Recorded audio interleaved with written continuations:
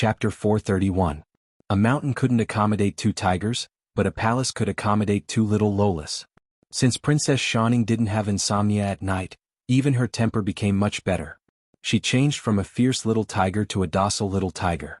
Occasionally, when Yongning was in a daze, she would sit next to her and watch her for a while. Li Yi now deeply understood what it meant to not worry about scarcity but to worry about inequality. Even sisters would be jealous. Fortunately, his family was much more stable. Rui had always been indifferent and never cared about these things. If Mississippi Lu liked something, she would always do it herself. Why would she be jealous in secret?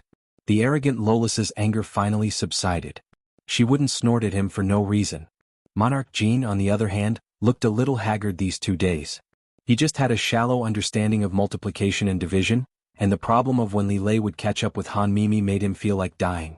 He secretly flipped through the exclusive booklet that the teacher gave him. At the end, there was even the problem of a pervert putting a chicken and a rabbit in the same cage and counting their legs. Poor Monarch Jean felt as if he had fallen into a bottomless quagmire, and he was sinking deeper and deeper, unable to climb out. On the wall outside Bowen Hall, the 4 little red flowers behind his name had become the most gorgeous color in Monarch Jin's eyes. Can you not always wander in front of me if you have nothing to do? Is it very idle to be a supervisor? Li Yi looked at Li Xian, who was walking around in the room, rubbed his eyebrows and said angrily. Just now, when the little servant girl massaged his shoulders, he almost fell asleep.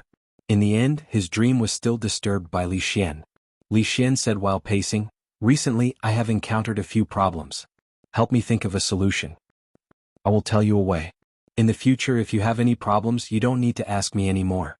It seemed that he couldn't sleep anymore, so Li Yi stood up from the rocking chair and said, "What is it?" Li Xian looked at him expectantly. Li Yi looked at him and said, "Write down the problems you encounter and paste them on the walls of Jingdo wherever there are many people. If you don't know where there are many people, go to the Ministry of Justice and ask. Wherever they usually put up the wanted posters, paste them there." "Will this work?" Li Xian had a doubtful expression on his face. "You'll know once you try." Li Yi looked at him. "Believe me, if you can put up a reward of 10 taels of silver, your efficiency will increase by several times." Li Xian had encountered several technical difficulties in his research. Li Yi could provide him with theoretical support, but many aspects of this era were too backward. Even the cleverest housewife can't cook without rice, so many of his ideas could only temporarily stay at the level of ideas. Once these difficulties were overcome, Li Xian would have nothing to do for a long time. After the dream of flying in the sky was realized, the next step was to go to the moon. The possibility of the dream of all mankind being realized in Li Xian's hands was not high. Li Yi was not particularly concerned about whether Li Xian could find folk masters or not. He still had a lot of things to do. In a 5-star restaurant in Jingdo, Li Yi sat by the window on the 2nd floor of a seat on the window. He poured a cup of tea and listened to the sound of musical instruments coming from downstairs. Old Sun was reporting something to him. Miss Wan sent a letter yesterday, saying that she might have to stay in Qing and Prefecture for a while. The business of the brothels in Jingdo is very good, but we don't have enough people. Maybe because we're new here, the performers here don't trust us very much. At the beginning there were some local ruffians who caused trouble, but they were all taken care of by us and didn't cause much impact. Don't worry. Have a cup of tea and talk slowly." Li Yi also poured a cup of tea for Old Sun and handed it to him. In reality, the development of the brothels in Jingdo was not as smooth as imagined. There were many obstacles. Fortunately, Old Sun and the others were able to overcome them one by one. At the beginning, they went to Jingdo alone and couldn't even find a place to stay. Now they gradually gained a foothold. Even with Li Yi's help, it was not easy. Next to Old Sun, a thin middle-aged man coughed lightly and said, "The main thing is that we don't have enough people. Most of them stayed in Qing and Prefecture. If we want to develop enough people in Jingdo, we can't do it in a short period of time." Li Yi looked at him and asked with a smile, "Are you feeling better today?" "Thanks to sir, I'm fine now," the middle-aged man called Lu Luo said with a smile. Li Yi glanced at the man beside him who only cared about eating and then looked at the middle-aged man opposite him. He still had reservations about whether or not the two were really brothers. The man who was eating heartily was called Lu Mang. Just like his name, he was the one who wanted to rob them that day, but in the end he was humiliated by Miss Lu. The middle-aged man in front of him was his older brother, Lu Luo. At that time, Lu Luo was seriously injured. The reason why the middle-aged man wanted to rob them was to treat his brother's illness. Although Lu Luo's appearance was ordinary, he was very capable. He worked in the brothels and in a short period of time, he managed to take care of everything related to the ranking list of the martial arts society. This time, Old Sun specially brought him along when he came to Jingdo. A while ago, Li Yi specially asked Imperial Physician Lu to take a look at him. The skills of the director of the Royal Academy of Medicine were not just for show. He pointed out a few old injuries in his body, and after a few acupuncture treatments, he was more or less healed. There's no rush with the matter of the brothels. Let's take it one step at a time. As Li Yi and Old Sun were talking, two figures came up from downstairs. The one in front was an old man in ragged clothes.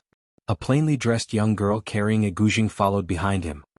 "Sir, do a good deed and give us a few copper coins." The old man held a gong in his hand and walked around the tables upstairs in front of the customers. Only a middle-aged man threw 2 copper coins into the gong. The others waved their hands as if they were shooing away flies. "You were the ones playing just now, right? Not bad. The young girl already has some skills." Old Sun stood up and walked over. He took out a piece of silver and put it into the gong in the old man's hand. Then he walked back and sat down. Li Yi knew that Old Sun had a great compassion for performers, especially these kind of wandering performers. He also took out a few pieces of silver and put it in. "Thank you, sir, thank you, sir." The old man didn't expect these 2 customers to be so generous. The silver added up was probably more than 1 tael. It was equivalent to half a month's harvest. He bowed and said, "What song does sir want to listen to? Do you want my daughter to play a song for you?" The old man looked at Li Yi and asked. Li Yi saw the young girl biting her lower lip with a timid expression. He smiled and said, "Then play a song. Just play what you are best at." "Then play, Shui Diao Getu." The old man immediately said to the young girl. "Shui Diao Getu?" Hearing this, Li Yi paused for a moment. Then he smiled and nodded. He said, "Then play, Shui Diao Getu." Shui Diao Getu was the name of a poem. Since it was a poem, it naturally had a song and lyrics. The young girl nodded slightly. Her fingers lightly plucked and a soft sound came out. After a prelude, she opened her mouth and sang in a small voice, "When will the moon be clear?" Holding a cup of wine, I asked the blue sky. Not far behind the young girl, in a room, a few young people were exchanging cups. In the corner, a young man who had been silent for a long time suddenly raised his head and asked, "What is that sound?" The people at the table immediately froze. One of them closed his eyes and listened carefully for a moment before smiling and saying, "It's the tune of Shui Diao Getu." Ever since Li Yi's poems from Qing and Fu spread to the capital, it can often be heard. Halfway through the person's words, he suddenly realized that the people beside him were giving him looks. In a shock, he immediately thought of something. The name Li Yi was a taboo among them. He looked at the young man in the corner and his face immediately paled. Li Yi was not very well versed in the way of music. At most, he only felt that the young girl played very well. When he heard her sing, "People have joys and sorrows, the moon waxes and wanes," the door to a room in the back suddenly opened. A young man angrily walked out of the room and pointed at the young girl. He said, "What are you playing to disturb my mood? Get out of here." Chapter 432. The old man and the young girl relied on singing and playing for a living. There were many restaurants in the capital, and there were always some kind-hearted shopkeepers who wouldn't chase them away. After they finished playing, they would ask for a few copper coins with a straight face. In rare cases, there would be customers who directly asked for more money. Of course, there were also many cases of being despised by others. The old man walked over with a smile and said, "My daughter's skills are not good enough and have disturbed young master's peace. I'm truly sorry. This old man will leave immediately. Hurry up and get lost." The young man glared at the old man with disgust. Just as he was about to walk back in, he suddenly heard a bang sound from the front. A man suddenly stood up. In the eyes of the man named Lu Mang, Old Sun and his benefactor had paid, so of course they wanted to listen to the end of the song. In reality, he was also listening with great interest, but he didn't know that this guy who came out of nowhere was so rude. It was a total spoil of fun. He looked down on rude people the most in his life. Lu Mang slammed the table and stood up. He walked to the side of the old man and looked at the young man and said, "So many people haven't said anything. What right do you have to tell them to get lost? I'm eating here for peace and quiet. What is she playing? She ruined my mood to drink. This is a restaurant, not a place to sing." Seeing the fierce man standing in front of him, the young man's momentum couldn't help but weaken a little. "Come back." Lu Meng originally wanted to argue with the young man a bit more, but hearing his big brother's voice, he could only lower his head and walk back. "Sir, I am truly sorry." Before the song finished, the old man walked over with an apologetic face. Li waved his hand, not minding. Playing in a restaurant would indeed disturb others. Although the young man's words were a bit excessive, they were reasonable. The old man hurriedly thanked him and packed up with the young girl, preparing to go downstairs. At this time, at the entrance of the stairs, from the room that the young man had just entered, a few figures walked out. They were all dressed in luxurious clothes. One look and it was obvious that they weren't ordinary people. The old man and the young girl hurriedly made way for them. The gong in their hands accidentally fell to the ground with a clang. The copper coins scattered all over the floor. The old man hurriedly bent down to pick them up. "Out of the way." The old man squatted down and blocked the way of those people. One of the young men kicked his shoulder and pushed him to the side. Then he turned to a man in the crowd and said, "Young Master Qin, please." "Father." The girl hurriedly ran over and helped the old man up. Although there were quite a few people upstairs who saw this scene, their faces revealed a slightly strange expression, but no one dared to stand out and say anything. There were a few famous hedonistic young masters in the capital, and none of them were people they could afford to offend. The old man blocking their way was kicked away. Just as they were about to go downstairs, a voice suddenly came from behind them. "Out of the way." A man used his arm to push them aside, turned around and said to the person behind him, "Benefactor, please." At this time the difference in size was completely revealed. The young masters didn't have any strength to resist and were easily pushed aside by the man with just one arm. Caught off guard, two of them even fell on their butts. This sudden scene made the people upstairs open their mouths. They didn't know where this big man came from, but he was actually so daring. Wasn't this clearly showing that he couldn't get along with this group of hedonistic young masters and young Duke Qin? "Bastard! Who are you? Do you want to die?" The two young men climbed up from the ground and glared at the big man. Someone shouted downstairs, and immediately there was a burst of hurried footsteps coming from the stairs. Qin Yu held onto the handrail of the stairs to prevent himself from falling. When he looked at the big man, his gaze suddenly froze and he looked behind the big man. How could it be him? The two people beside Qin Yu also saw him. They turned their heads and looked at Qin Yu with surprise on their faces. Of course Li also saw Qin Yu. He hadn't seen him for more than 4 months, and this young Duke Qin was still as elegant as before. His complexion was much better than the last time he saw him, and his body had actually gained some weight. It could be seen that he had been living very comfortably in the capital city these past few months. "Li Xianzi, long time no see." Qin Yu walked out from the crowd and looked at Li Yi with a smile on his face. Li Xianzi? The few hedonistic young masters behind Qin Yu were still curious about what young Duke Qin wanted to do. At this moment, when they heard this name coming from his mouth, they were stunned for a moment and then immediately widened their eyes. Li Xianzi. This name and address had long been well known to them. Not to mention the various rumors about himself, he had a good personal relationship with the crown prince and the princess, had defeated the monk of the Qi kingdom in the discussion of Zen at the Cold Mountain Temple, had excellent poetry and was extremely talented. Of course, they knew all of this. However, the reason why he really entered the public's eyes and made so many people remember him was because of other things. He had wreaked havoc in the King of Shu's residence and almost killed little Duke Qin, causing the King of Shu to lose all face. Yet, he was still able to walk out of the King of Shu's residence in such a swaggering manner. Of course, this was not all. In just one day he sent little Duke Qin flying with a slap in the palace, causing him to not even be able to attend His Majesty's invitation. He didn't give face to the King of Shu and the Qin's mansion. What was the result? In the end, Li Xianzi was still Li Xianzi, but young Duke Qin was grounded at home by Prime Minister Qin for half a year. It was only a few days ago that he was released 2 months earlier. They didn't know if anyone else could do this. At least they couldn't do it. Therefore they were very vigilant about the name Li Yi. Everyone couldn't help but look over.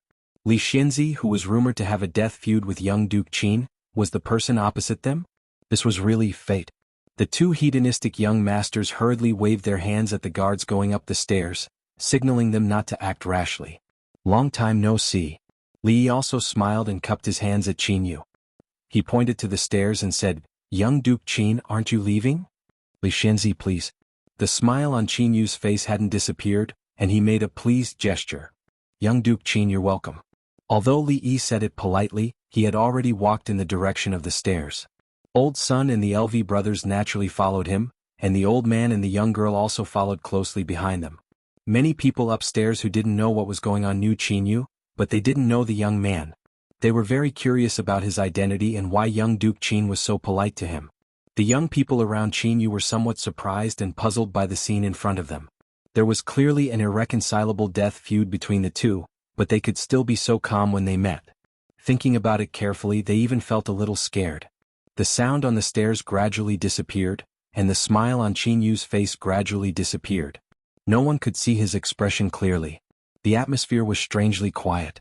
Even the famous hedonistic young masters around Qin Yu felt a chill run down their backs and didn't dare to breathe too loudly. "Let's go." After an unknown amount of time, Qin Yu suddenly opened his mouth and took the lead to walk down the stairs. Everyone immediately let out a sigh of relief in their hearts. They looked at each other and hurriedly followed. "Sir, those people are..." Old Sun stood on the street and watched the figures of the group disappear. He turned his head to look at Li Yi and asked in confusion, "Young Duke Qin." Lu Luo pondered over the words he heard upstairs and raised his head to look in a certain direction thoughtfully. Chapter 433. Big brother, if you hadn't stopped me, I would have taught them a lesson. Once Qin Yu and the others had completely disappeared, the man named Lu Mang spat out these words with hatred. "Shut up, this is the capital, not Qingyan Prefecture. You'd better change your impulsive personality, or else who knows what kind of trouble you'll cause in the future." Lu Luo glared at him. Just now when they were upstairs they had heard those people whispering to each other. Those young people all had extraordinary backgrounds, and one of them was even the grandson of the Minister of the Right. How could these two brothers afford to offend such people? Although Lu Mang's brain wasn't that good, he always listened to his big brother Lu Luo's words. Hearing this, he could only shut his mouth in embarrassment. "Young Duke Qin, Qin Manor, Minister Qin." As these words floated in Lu Luo's mind, the old man holding the gong was whispering to Old Man Sunday. Not long after, the old man's face lit up, and after getting confirmation from Old Man Sun, he happily turned his head and said something to the young girl. As Li Yi walked back home, Qin Yu's strange smile still occasionally appeared in his mind. The conflict between the two had long been irreconcilable. Whether it was threatening, ignoring, or even fighting, these were all normal reactions. But Qin Yu was so calm, so unnaturally calm. Li Yi didn't think that it was because Qin Yu had thought about life in the past few months and suddenly felt that he had been a beast for the first half of his life, so he decided to turn over a new leaf and become a law-abiding citizen. This was impossible. He really couldn't understand Qin Yu's behavior. Could it be that he had encountered a maniac with multiple personalities? When Li Yi returned home, Rui and the old madam were talking in the courtyard. When she walked over, the two of them simultaneously shut their mouths. Li Yi was surprised. Was there something they couldn't let him hear? In the shade under the tree, second granduncle was lying on a rocking chair, snoring softly. Li Yi thought about it and was surprised to find that second granduncle usually slept more than he was awake. He did not know where the old man got so much sleep on a daily basis. Li Yi could not do it himself. If he slept too long, his head would hurt. Was it because his martial arts was not as good as second granduncle's? Other than him and second uncle, almost everyone else was busy. Unknowingly, there were a lot of businesses in the family. The Rui workshop, the ice-making workshop, the smoothie shop, and the brothel that was still in its infancy. All of these required people. The habit of not trusting others might have been formed when they were in the Willow Leaf Village. Lao Feng and the others would do anything related to money on their own. For things like making ice, they would always keep an eye on it and not let other people interfere. The busier they were, the more excited they were. Li Yi noticed that Mrs. Feng's face was always glowing these days, especially after Zhuzi was put in charge of a shop in the city and only returned home once every few days. Mississippi Lu seemed to have nothing to do recently. There was no Wulin hero ranking in the capital, so naturally, there wouldn't be a chance for her to find someone to practice with. Bored, she sat in the courtyard and wiped her eyes with liquor. When Li Yi came in, she looked up and glanced at him, then went on with her own business. Li Xian walked in circles on the ground while looking at Li Yi, who was lying in the rocking chair and reading. "Solved?" Li Yi asked casually. "It's done." Li Xian stopped in his tracks and nodded. He couldn't hide the surprise in his eyes. He finally couldn't help but ask, "You? How did you know?" Remember the saying, the experts are among the people. Li Yi stood up and put down the book, then patted Li Xian's shoulder and said. What Li Xian was doing now didn't have much technical content. In fact, with the scientific level of the Jing Kingdom and even the current world, there wasn't much technical content. The so-called high-end talents were only SOSO, and even far from some of the enthusiasts among the people. The power of the people was infinite. Mobilizing the power of the whole capital was definitely much better than a few people racking their brains together. The experts are among the people. Before today, Li Xian would definitely scoff at the person who said this, but it turned out that Li Yi was right. Thinking of the problem that had been bothering him for a long time, and then thinking of the honest, bare-chested, uneducated carpenter outside the capital, his handsome face couldn't help but feel a little hot. The dignified crown prince, who had received the orthodox education of the royal family since childhood, was not even as good as an uneducated carpenter. How shameful. The problem that troubled him so much that he couldn't eat or sleep was actually only worth 10 taels of silver, and it was easily solved by a carpenter. Li Xian even wondered what the point of doing this was. More importantly, this was a wonderful method. Why didn't he think of it before? Was the gap between him and Li Yi really so big? Li Yi casually threw him a washed pear that was soaked in ice water and said, "You came to say this?" Li Xian took a bite of the pear, and his face became slightly serious. He said, "I came to tell you that Qin Yu is out." "You're out?" Li Yi didn't know what he meant by that. Li Xian explained, "After you left the capital, Qin Yu was grounded by Prime Minister Qin for half a year. He didn't step out of the Qin's mansion until a few days ago." Li Yi didn't know that there was such a thing. He was stunned for a moment and said, "I know. I just saw him today." "Today?" Li Xian looked at him in surprise and asked, "Where?" After a while, Li Xian, who understood the whole story, frowned and said, "How is that possible? This doesn't seem like Madman Qin's character." "What's Madman Qin's character like?" "He doesn't return favors and takes revenge.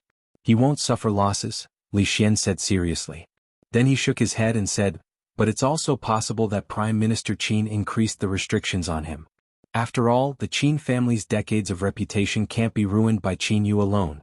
Moreover, Prime Minister Qin has been urging Uncle Huang to support the King of Shu as the crown prince these days. All the officials in the court who disagree with him are watching him. It's impossible for Qin Yu to cause any trouble and be caught." "Support the King of Shu as the crown prince?" "Yes. The ancestral rule of the Li family is to pass it on to the elder and not the younger. Prime Minister Qin is a veteran of 3 dynasties and has always been a supporter of the King of Shu. The King of Shu can't get to where he is today without the support of Prime Minister Qin." Li Xian finished the pear in a few bites and said, "During the time you were not in Jingdou, many things happened. Uncle Huang's health is unwell, and the discipline of the court is not strong. Prime Minister Qin and many other officials have repeatedly remonstrated with Uncle Huang, wanting to appoint a crown prince to oversee the country. Although Uncle Huang's health has improved, there have been even more voices in court wanting to appoint a crown prince." Li Yi could understand what Prime Minister Qin and the others were doing. After all, the country couldn't be without a ruler. If the old emperor was in the prime of his life, healthy, able to eat 5 bowls of rice a day and communicate with his concubines at night, who would mention the idea of appointing a crown prince? But now the emperor was seriously ill and no one knew when he would follow the late emperor into death. Under such circumstances, what were they waiting for instead of appointing a crown prince? If the emperor suddenly passed away, the position of the East Palace would be vacant and the court would be unstable. Without a new emperor to stabilize the court, the Jing kingdom would definitely fall into chaos. This was what all the officials wanted to see. From the perspective of a small landlord in the capital of the Jing kingdom, Li Yi would certainly support the appointment of a crown prince in order to live a few more days of peace.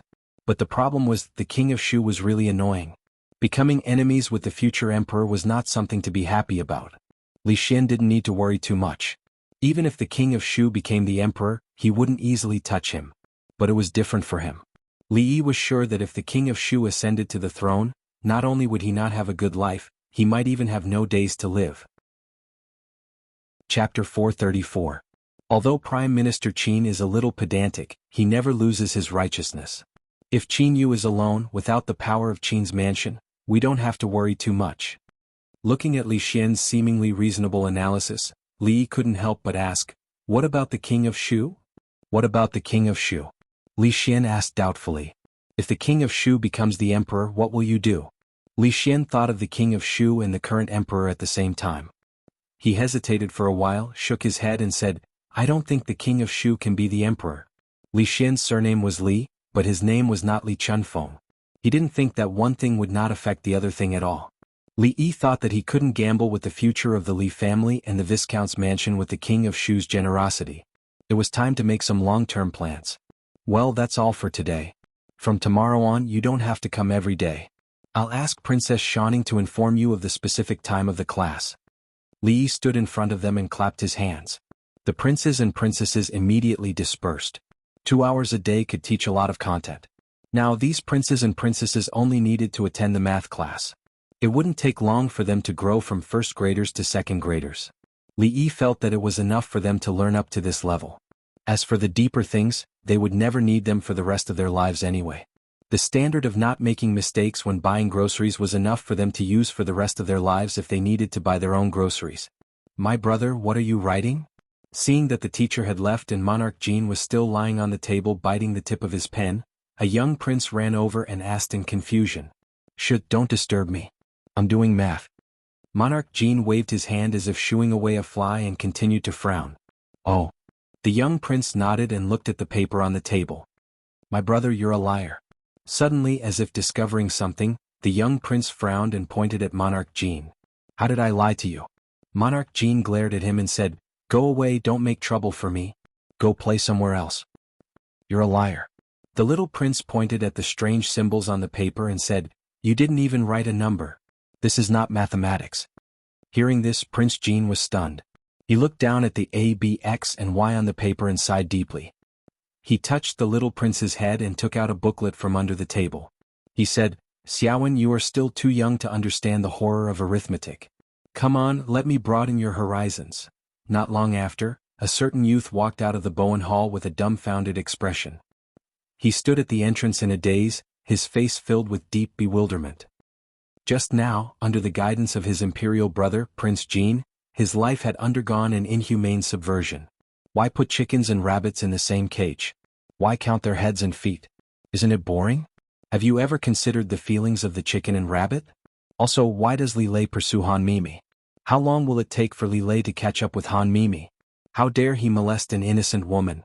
Li Lei, come out now. I'll ask the guards to break your legs. What's more, why did he pour and scoop water for the Dragon Phoenix pond? Why did he ask how long it would take for the pond to be empty? Water is very precious. A few days ago, during the drought, his imperial father warned them to save water because there were still many people who didn't have water to drink. If anyone dared to scoop up the water in the Dragon Phoenix pond, his imperial father would definitely punish them. The weather outside was a little hot, but the youth didn't feel hot at all.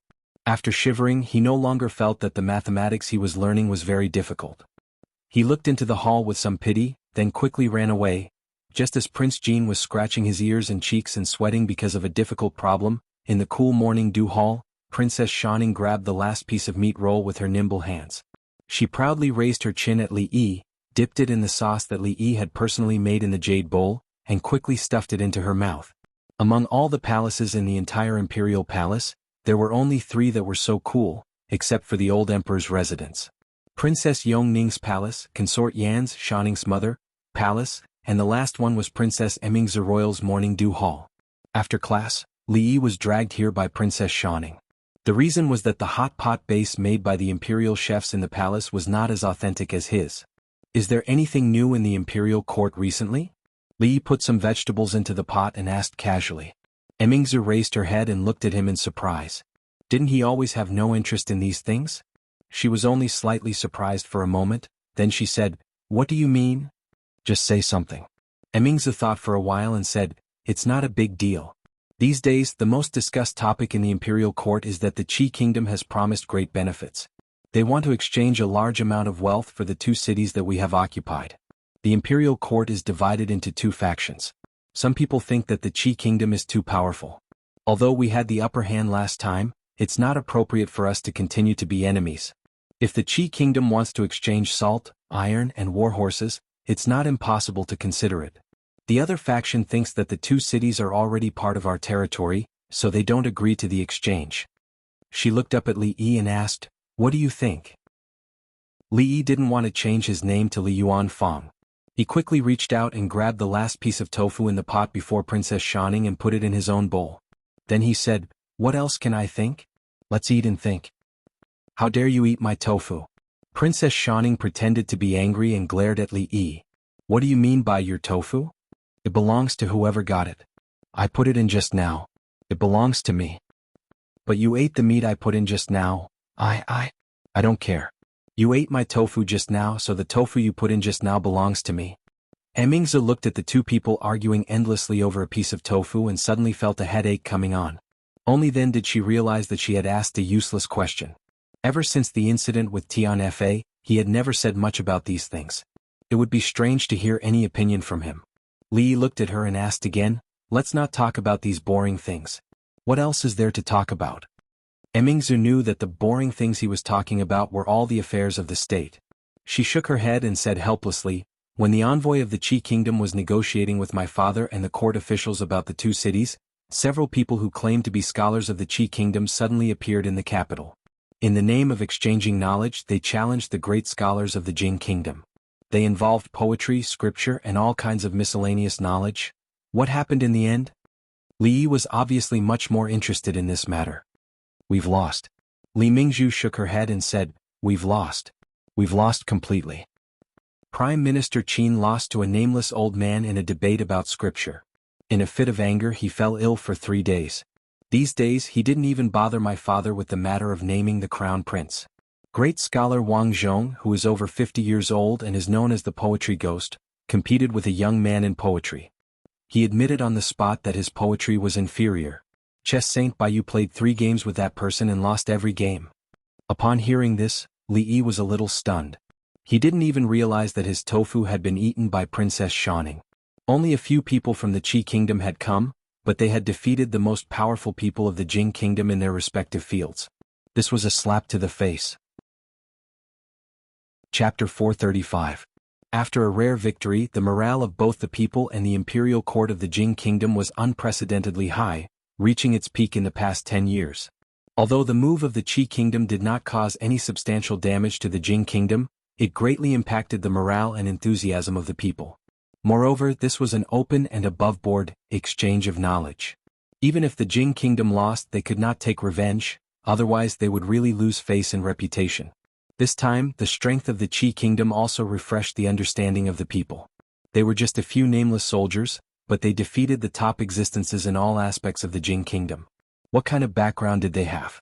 Of course, as for whether those people were nameless soldiers in the Qi kingdom, they were not the people of the Qi kingdom, so they did not know. Li put a few more pieces of tofu in it. Writing poems or playing chess, if they lost, then they lost. If they were not as skilled as others, then they were not as skilled. What could they do? Moreover, the Jing kingdom had just seized 2 cities from others. How could they not allow others to come and get back at them? It was a pity that they did not see it with their own eyes that day when Prime Minister Qin fell ill from anger after debating with others. Li reached out to pick up his tofu and asked casually, "Didn't they say that the imperial court is debating about the crown prince? What's the result now?" Emingzi raised her eyebrows and said, "The crown prince has always been a matter of the royal family. Since when did others have the right to tell us what to do? If not for the stability of the imperial court, father has always actively listened to the opinions of the officials and never acted arbitrarily. How could they have today's arrogance?" He did not expect Her Highness to have such a domineering side. Li Yi forgot to chew and almost got scalded by the tofu. He could not help but give her a thumbs up and said, "I increasingly feel that you have the talent to be an emperor." An emperor who was afraid of the slightest thing and indecisive might be a benevolent ruler, but it was unlikely that he would become a wise ruler. When it was time to be domineering, one should be domineering. Otherwise, what was the point of being an emperor? In this aspect, the old emperor was still lacking, even inferior to Her Highness the eldest princess. Emingzi glanced at him and said, "Don't talk nonsense. How can there be a woman in this world who can be an emperor? What's wrong with women? Are women born to be dwarfed?" Li Yi said as he fought with Princess Shaning for the tofu. "Men and women are born equal. Your way of thinking is unacceptable." Princess Shaning agreed with Li Yi's words very much. She nodded her head repeatedly, and the speed of her snatching became faster. In this day and age, saying that beggars and emperors were born equal would be labeled as disrespecting the emperor, but for Her Royal Highness, who had long awakened her feminist consciousness, she never thought that men were nobler than women. This is different. Emingzi looked at him and said, "Since ancient times until now, which woman? In short, women can't be emperors." Who said that women can't be emperors? Li Yi wondered why this girl was so stubborn. He snatched the last piece of tofu from Princess Shaning's chopsticks and looked up at her. "Have you never heard of Wuxia? Wuxia? Emingzi showed a trace of doubt on her face. After thinking for a moment, she still couldn't remember this name. She asked, "Who is Wu Zetian? You haven't even heard of Wu Zetian?" Li Yi suddenly realized a problem halfway through his sentence. This was a world that was completely different from the one he was familiar with. The former Tang dynasty had only existed for a few decades before it fell apart. The Eternal Emperor didn't even have time to complete his career before he died. What happened after that was very different from the Tang dynasty in the other world. The former Tang dynasty was completely defeated by the next few emperors, and Sister Wu didn't have the chance to show off the elegance of an empress. In the history books that Li Yi read, this name didn't even appear. Oh, it's nothing. After realizing this, Li Yi shook his head and said, "Strange." Emingzi looked at him and picked up her chopsticks. Li Yi and Princess Shining only saw a flash in front of their eyes. The tofu that they were fighting over just now had run into her bowl. They both rolled their eyes at her, strongly condemning and protesting against this kind of martial arts bullying. After condemning and protesting, they turned their attention to the other things in the pot. After that, the princess didn't say anything. Li Yi thought that she had already forgotten about what just happened. At a certain moment, the princess put down her jade bowl and looked at Li Yi. She asked seriously, "Who is Wu Zetian?" Li Yi suddenly felt that he was about to do something very incredible. Attacking the aristocratic families, developing the imperial examinations, putting the poor in important positions, and starting the era of great governance. Emingzi looked at Li Yi. Can a female empress really achieve this? In reality, as the first female empress in history, the later generations had different opinions about her, but her achievements couldn't be denied. The dawn of China's strongest empire in thousands of years, after Emperor Gao Taizong's heroic founding and Zhenguan's rule, was finally in the hands of Emperor Xianzong and Empress Wu. It was the beginning of a prosperous era, and China had thousands of years of history. From the inside to the outside, the nation was magnificent, looking down on the world, conquering the four seas, and was like the sun in the sky. No matter what, as the only female empress in history, she had probably done the best that a woman could do. Mingzhu's pretty face showed a trace of confusion and confusion. She looked at Li Yi and asked, "Which dynasty and which emperor are you talking about? Why have I never heard of it?" "Haha, I'm just saying. How can there be such a dynasty? Don't tell me you really believe it?" Li Yi was stunned for a moment, then he stood up with a smile and said, "Thank you for your hospitality. I'll go back first. I'll treat you guys next time if there's a chance." Okay. Princess Shining's little face showed a smile, and she immediately became happy. She ran out while shouting, "Don't leave in a hurry. Tell me clearly when you'll treat us." Looking at Yongning, who was shouting and running out with Li Yi, Emingzi withdrew her gaze and fell into deep thought while facing the fire in front of her. The aristocratic families were flourishing, and they deeply penetrated into the imperial court. In order to get rid of the aristocratic politics, Father had been intentionally putting the poor in important positions for so many years, but it didn't achieve much. The dynasty that Li Yi mentioned just now was no different from the Jing kingdom on this point. However, the great achievements that the previous emperors of the Jing kingdom and the previous dynasties couldn't achieve, how did that woman do it? She knew how she did it. This was because Li Yi had already explained everything in great detail. Wu Zetian. In the 6th month of the 2nd year of Jing He, Princess Royal Highness stood at the door of the morning dew hall and said this name when the warm morning sun jumped out from the top of the palace opposite. Chapter 436. Ideals were often full, but the reality was much crueler and crueler. Wu Zetian was famous not because she was an empress, but because she was the only empress in Huaxia for thousands of years. Honestly speaking, if the princess could imitate her, Li Yi would definitely agree with her. But the problem was that it was useless for him to agree alone. For a woman to proclaim herself as an empress, it was not just the civil and military officials who opposed it. All of the common people in the world would not agree to it either. Wu Zetian had spent decades to complete this magnificent feat, and there were many complicated things involved. Her success could not be replicated, otherwise, why would there only be one female empress in the past few thousand years? He could not count on the princess. He only hoped that the old emperor could hold on for 2 more years. The throne should not belong to the king of Shu. For the past 20 years, Li Yi had never thought that there would be a day where he would have to worry about who would be the next emperor. It's boring to be a human. Throwing those complicated thoughts out of his mind, he suddenly felt tired. Now he just wanted to go home and have a good sleep in bed. However, it was not so easy to realize the wish of going home to sleep, which was not a wish at all. "Mr. Li, please wait." Just as Li Yi was walking with his head down, a voice suddenly came from behind. Li Xian, the king of Shu, was not living a good life these days. Of course, it was not because he was worried about his father's health and became thinner and thinner, nor was it because the internal and foreign affairs of the Jing kingdom were at a delicate juncture. He cared about the world and the affairs of the country. This was because the censor named Wansu was a bastard from head to toe.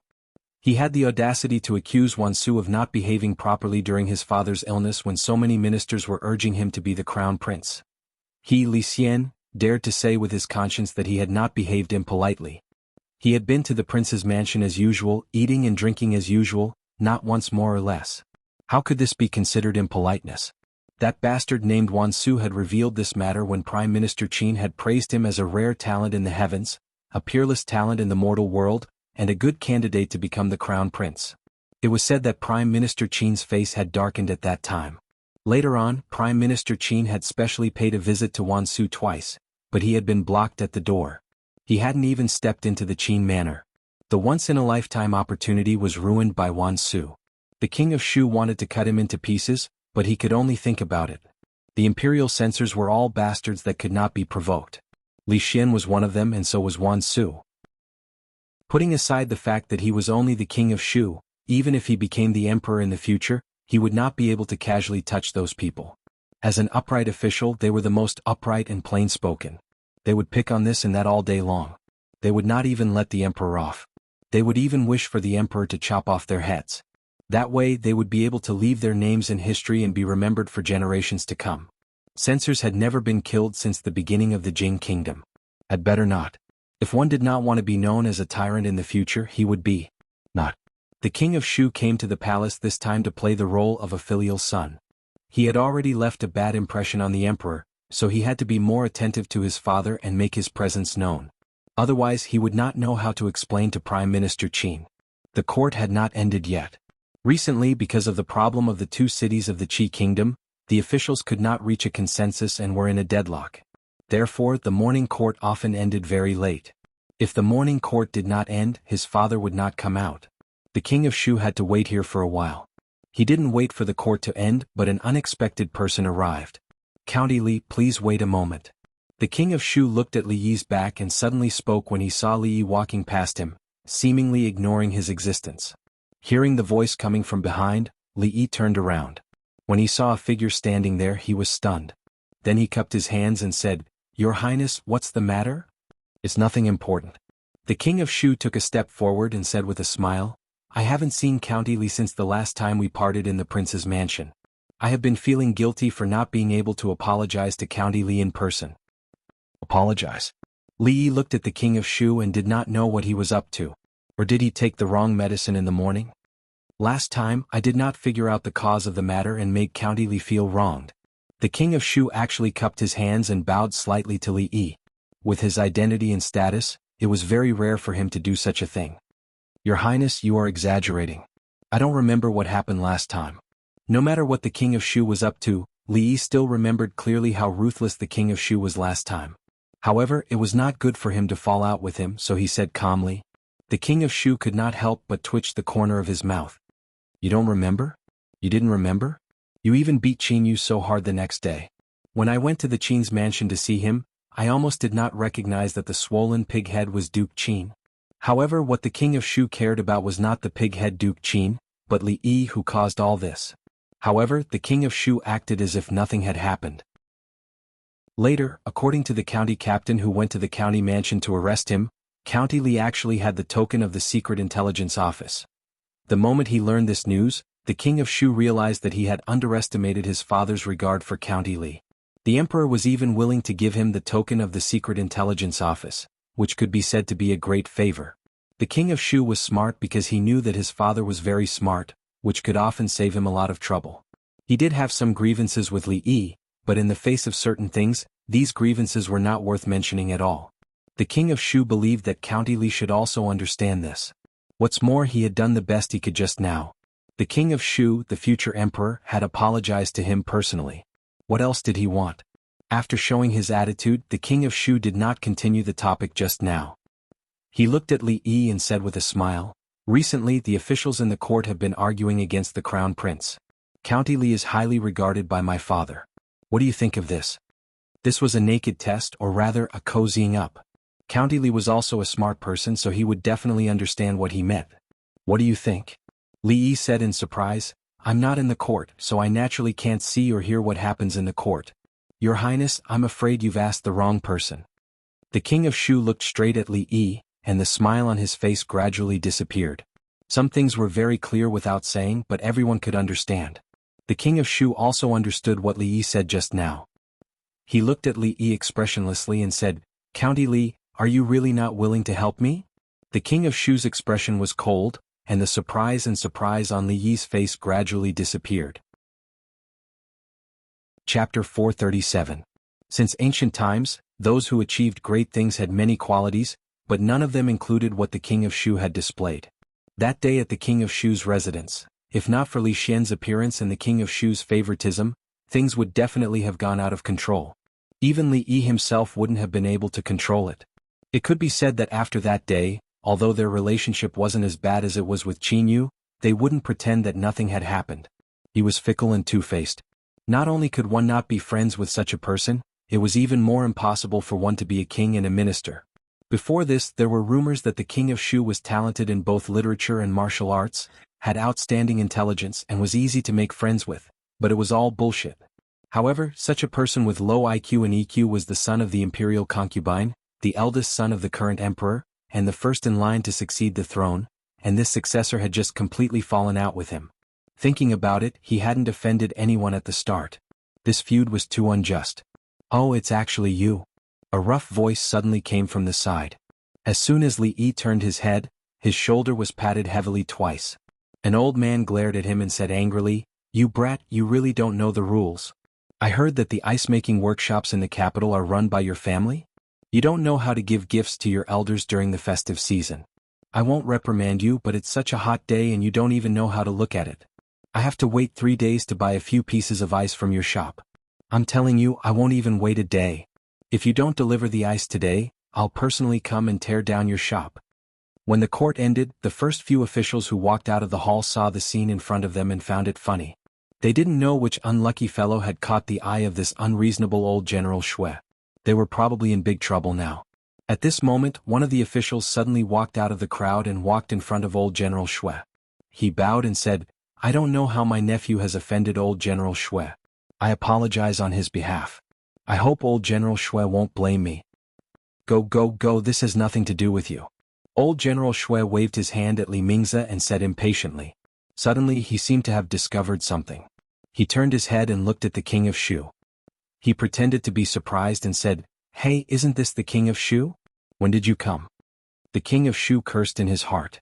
Just now he had clearly walked past him, but he had ignored him. Yet he was so familiar with Li Yi and now he was questioning him? At the same time he was surprised. Obviously, when did he become so familiar with old General Shui? Although old General Shui Wanqing was old, his reputation in the family of generals was unparalleled. Even the newly promoted fierce General Su Dingyuan couldn't compare to him. Old General Shui and the family of generals had always been his targets, but he hadn't succeeded yet. Seeing that old General Shui, who usually ignored him, was actually treating Li Yi so warmly, the king of Shu felt a little upset. No matter how upset he was, he still forced a smile and said to old General Shui with cupped fists, Li Xian pays his respects to old General Shui. Shui Wanqing just nodded to the king of Shu and looked at Li Yi again. He said loudly, Did you hear what I said just now? Li Yi was sure that although he had met old General Shui once, their relationship wasn't so deep that old General Shui would offend the king of Shu to help him out of trouble. Thinking of what he had said to the old generals in the hall that day, Li Yi felt moved. He had thought that they were just saying it casually and had not expected that he would actually do it. He bowed to old General Shui and said, This junior understands. Another old man walked over with a smile and said, Hee, I can't let you, old fart Shui, take all the benefits. My children are always making a ruckus. Little fellow, when you give the ice to old fart Shui, don't forget to bring my share as well. I'll be paying for it. Nonsense, Zhang, did I say that I won't pay? Old General Shui was furious and glared at the old man. Why is Sir Zhang also following? The surrounding officials were all surprised to see this scene. Old General Shui was famous for being a dissolute old man in the imperial court. It wasn't strange for him to do strange things. However, although Sir Zhang was also a general, he had always been calm. Why was he playing with old General Shui this time? Assistant Minister Li Mingze of the Ministry of Personnel stood still with a stunned expression. Things seemed to be a little different from what he had imagined. You two old men, how can you leave me out of such a good thing? In that case, this old man will have to join in as well. Seeing a few more old generals standing up with a smile, even great General Su Dingyuan stood up. The expressions on the faces of the surrounding officials were somewhat indescribable. It was said that a general's family was united, and it was indeed true. They even bullied someone together.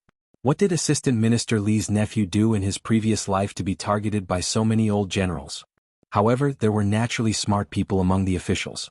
At this moment, many of them looked at the king of Shu and then at the young man who was surrounded by a few old generals with a thoughtful expression. Move aside, how old are you?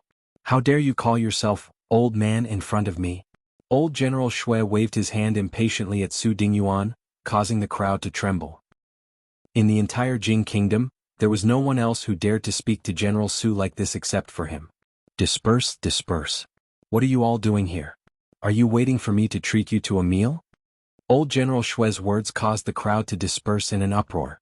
In the entire imperial court, no one dared to ask old General Shui to treat them to a meal, unless they were tired of living. The king of Shu also left. The moment he turned around, his face turned completely gloomy.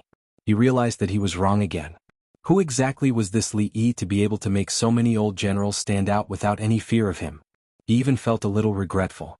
Perhaps he had already made a mistake that day in the king's residence. After the king of Shu and the officials had dispersed, the frivolous expression on old General Shui's face gradually disappeared. He looked at Li Yi and asked seriously, "Do you have a feud with the king of Shu?" "Thank you, generals, for your help just now." Li Yi did not answer directly. Instead, he bowed respectfully to the old generals. He did not have a deep relationship with these old generals, but they were willing to stand out at that moment and declare their stand in front of the king of Shu and the officials. This was a huge favor. If you can avoid offending the king of Shu, it's best not to. Old General Shui looked at him deeply and said. After saying that, he seemed to have thought of something and laughed again. He patted Li Yi's shoulder again and said, "Don't worry, before the few of us old fellows enter our coffins, we can still protect you for a period of time." After the old generals left, Li Yi did not feel happy because he suddenly had such a strong backer.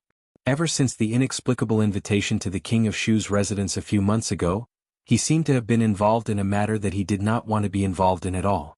The old emperor's unfathomable thoughts, the crazy and perverted little Duke Qin, the king of Shu who was already in the late stages of paranoia. How good would it be to have a simple life? Why did there have to be so many troublesome matters? A trace of fatigue surged from the bottom of his heart, and his mind was in a mess. Unknowingly he walked out of the palace gate.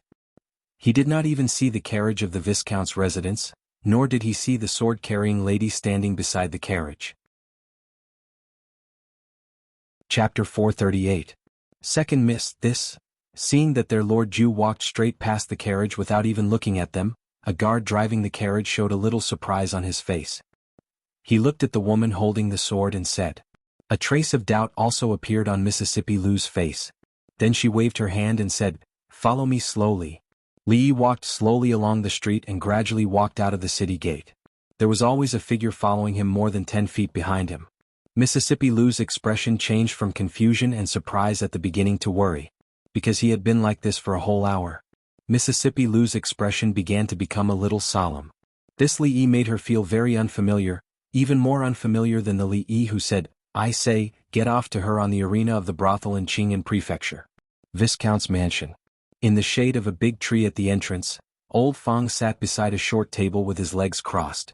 He was chatting with Butler Li casually. His lips were curled up and his face was full of smiles. The word, happy, was almost written on his face. "Is there anything happy today?" Steward Li picked up a few side dishes with his chopsticks and took a sip of wine.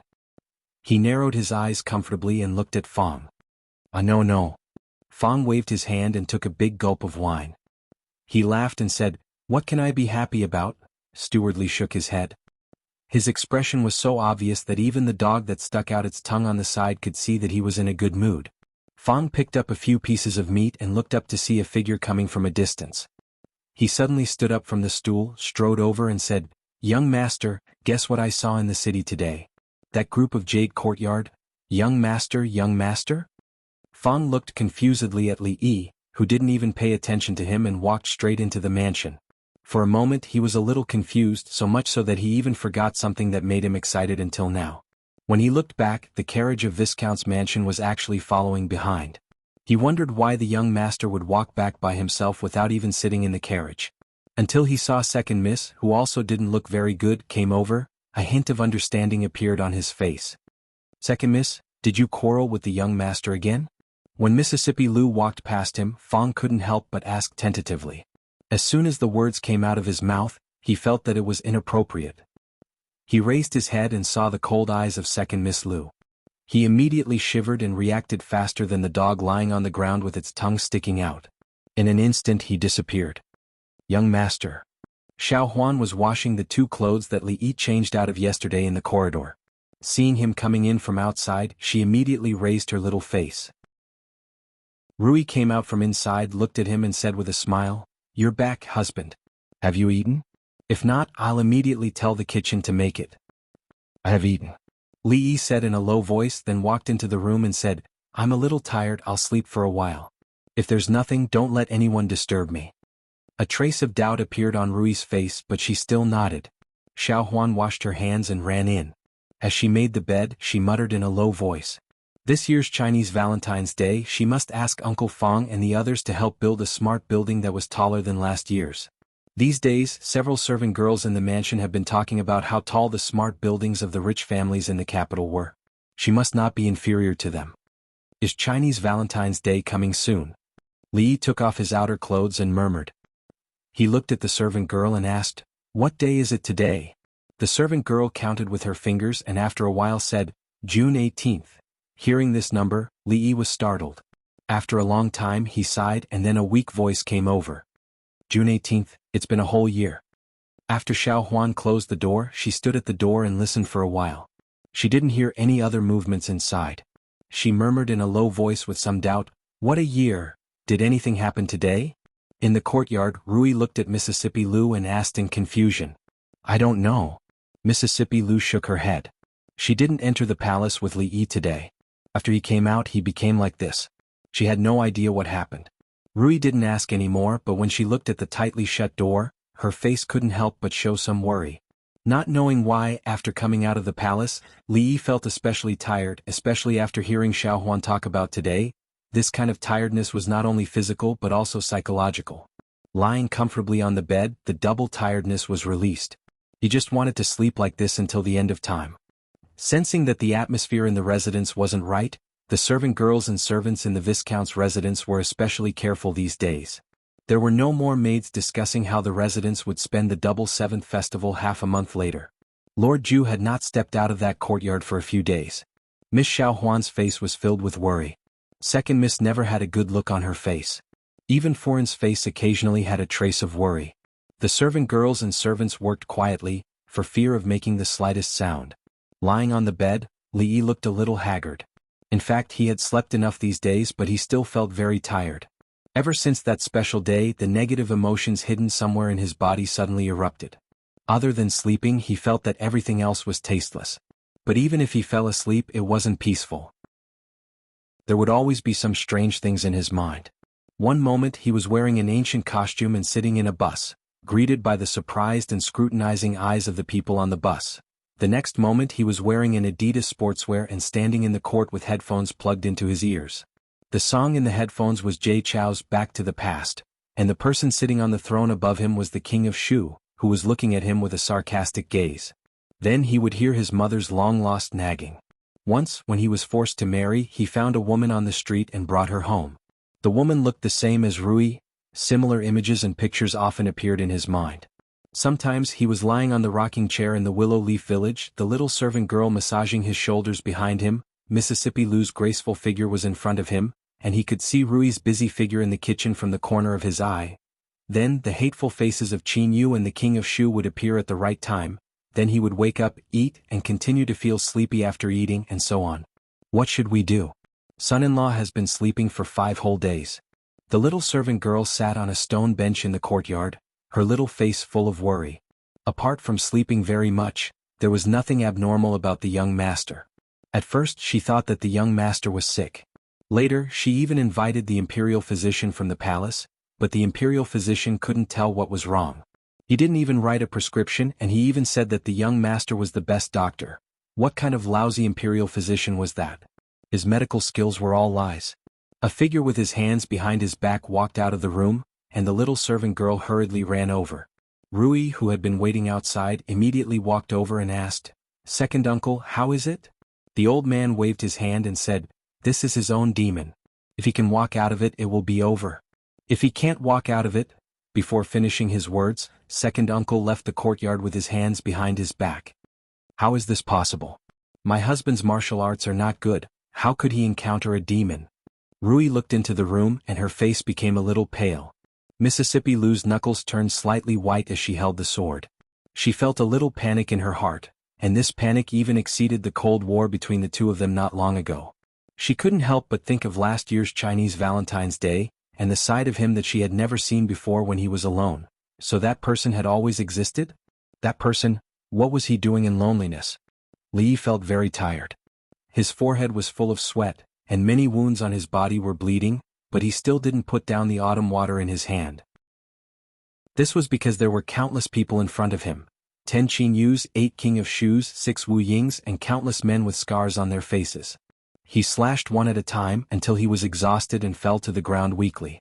He saw 2 Qin Yus pounce on him with a strange smile on their faces, the King of Shoes sneering behind him, and Wu Ying looking at him coldly with his sword. At this critical moment, Li silently said in his heart, "Rui, Rui, follow my heart, quickly appear," and then a figure appeared. A white and slender hand held the autumn water, dressed in white.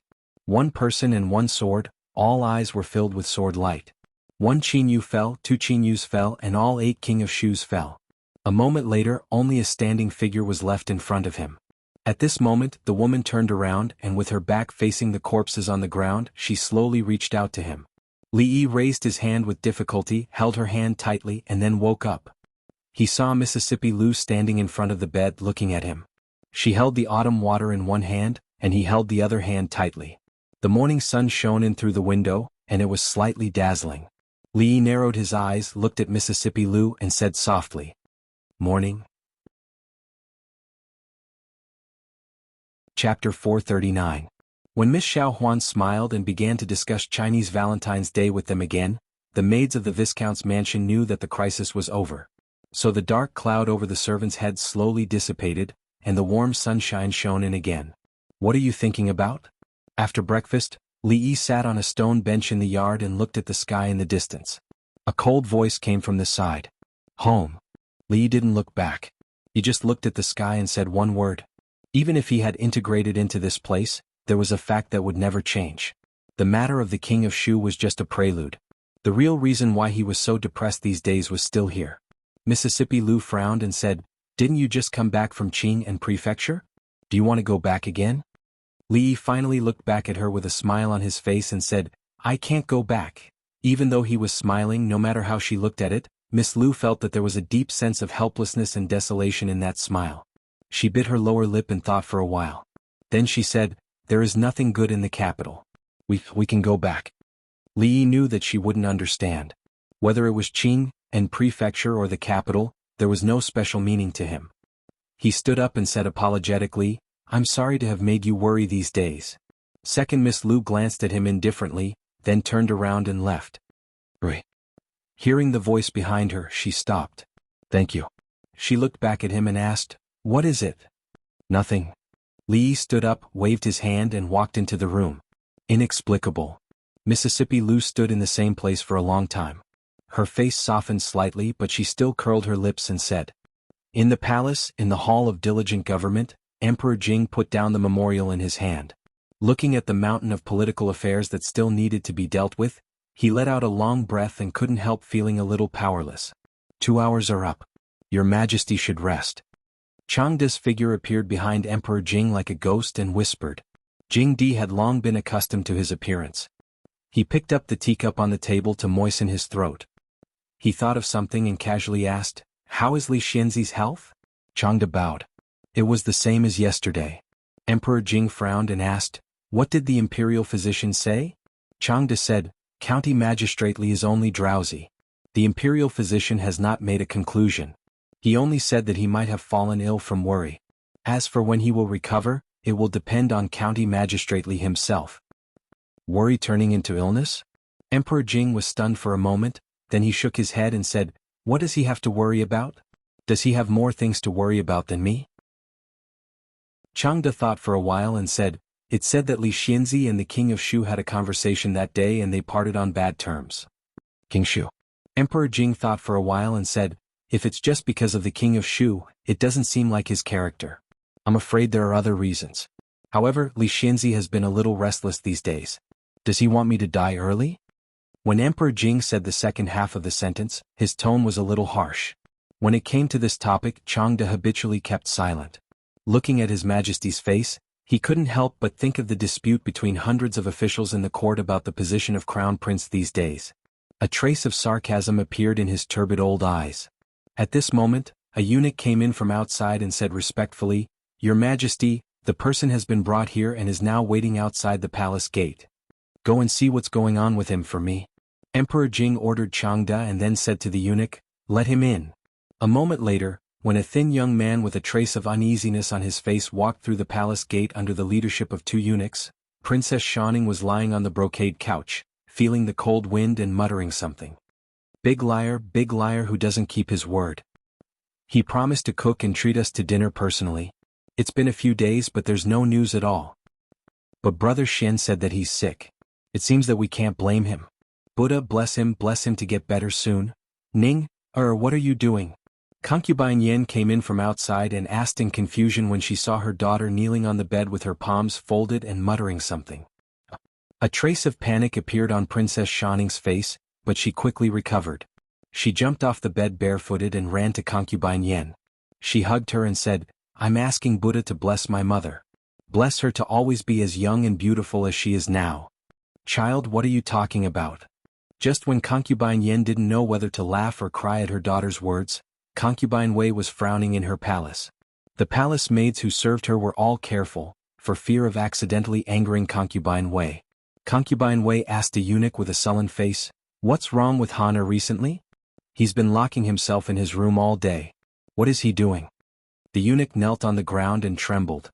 He said in a trembling voice, "I don't know. His Highness Prince Jin didn't let us in at all. I only heard His Highness Prince Jin say Fang Cheng and sister from outside the door. I really don't know what His Highness is doing." "Fang Cheng, who is Fang Cheng?" Concubine Wei frowned and muttered, "Sister? Could it be that my son was bullied by Princess Shining again? No, I must go and tell His Majesty today. Concubine Yin should discipline her daughter." At this moment, somewhere in the side hall, a little fatty who had lost some weight was chewing on an ice cube. The pen in his hand was moving quickly on a piece of paper. The problems of the chicken and rabbit were now a piece of cake for him. He had figured out the problem of filling the pool with water yesterday, and he could recite the multiplication formula backwards.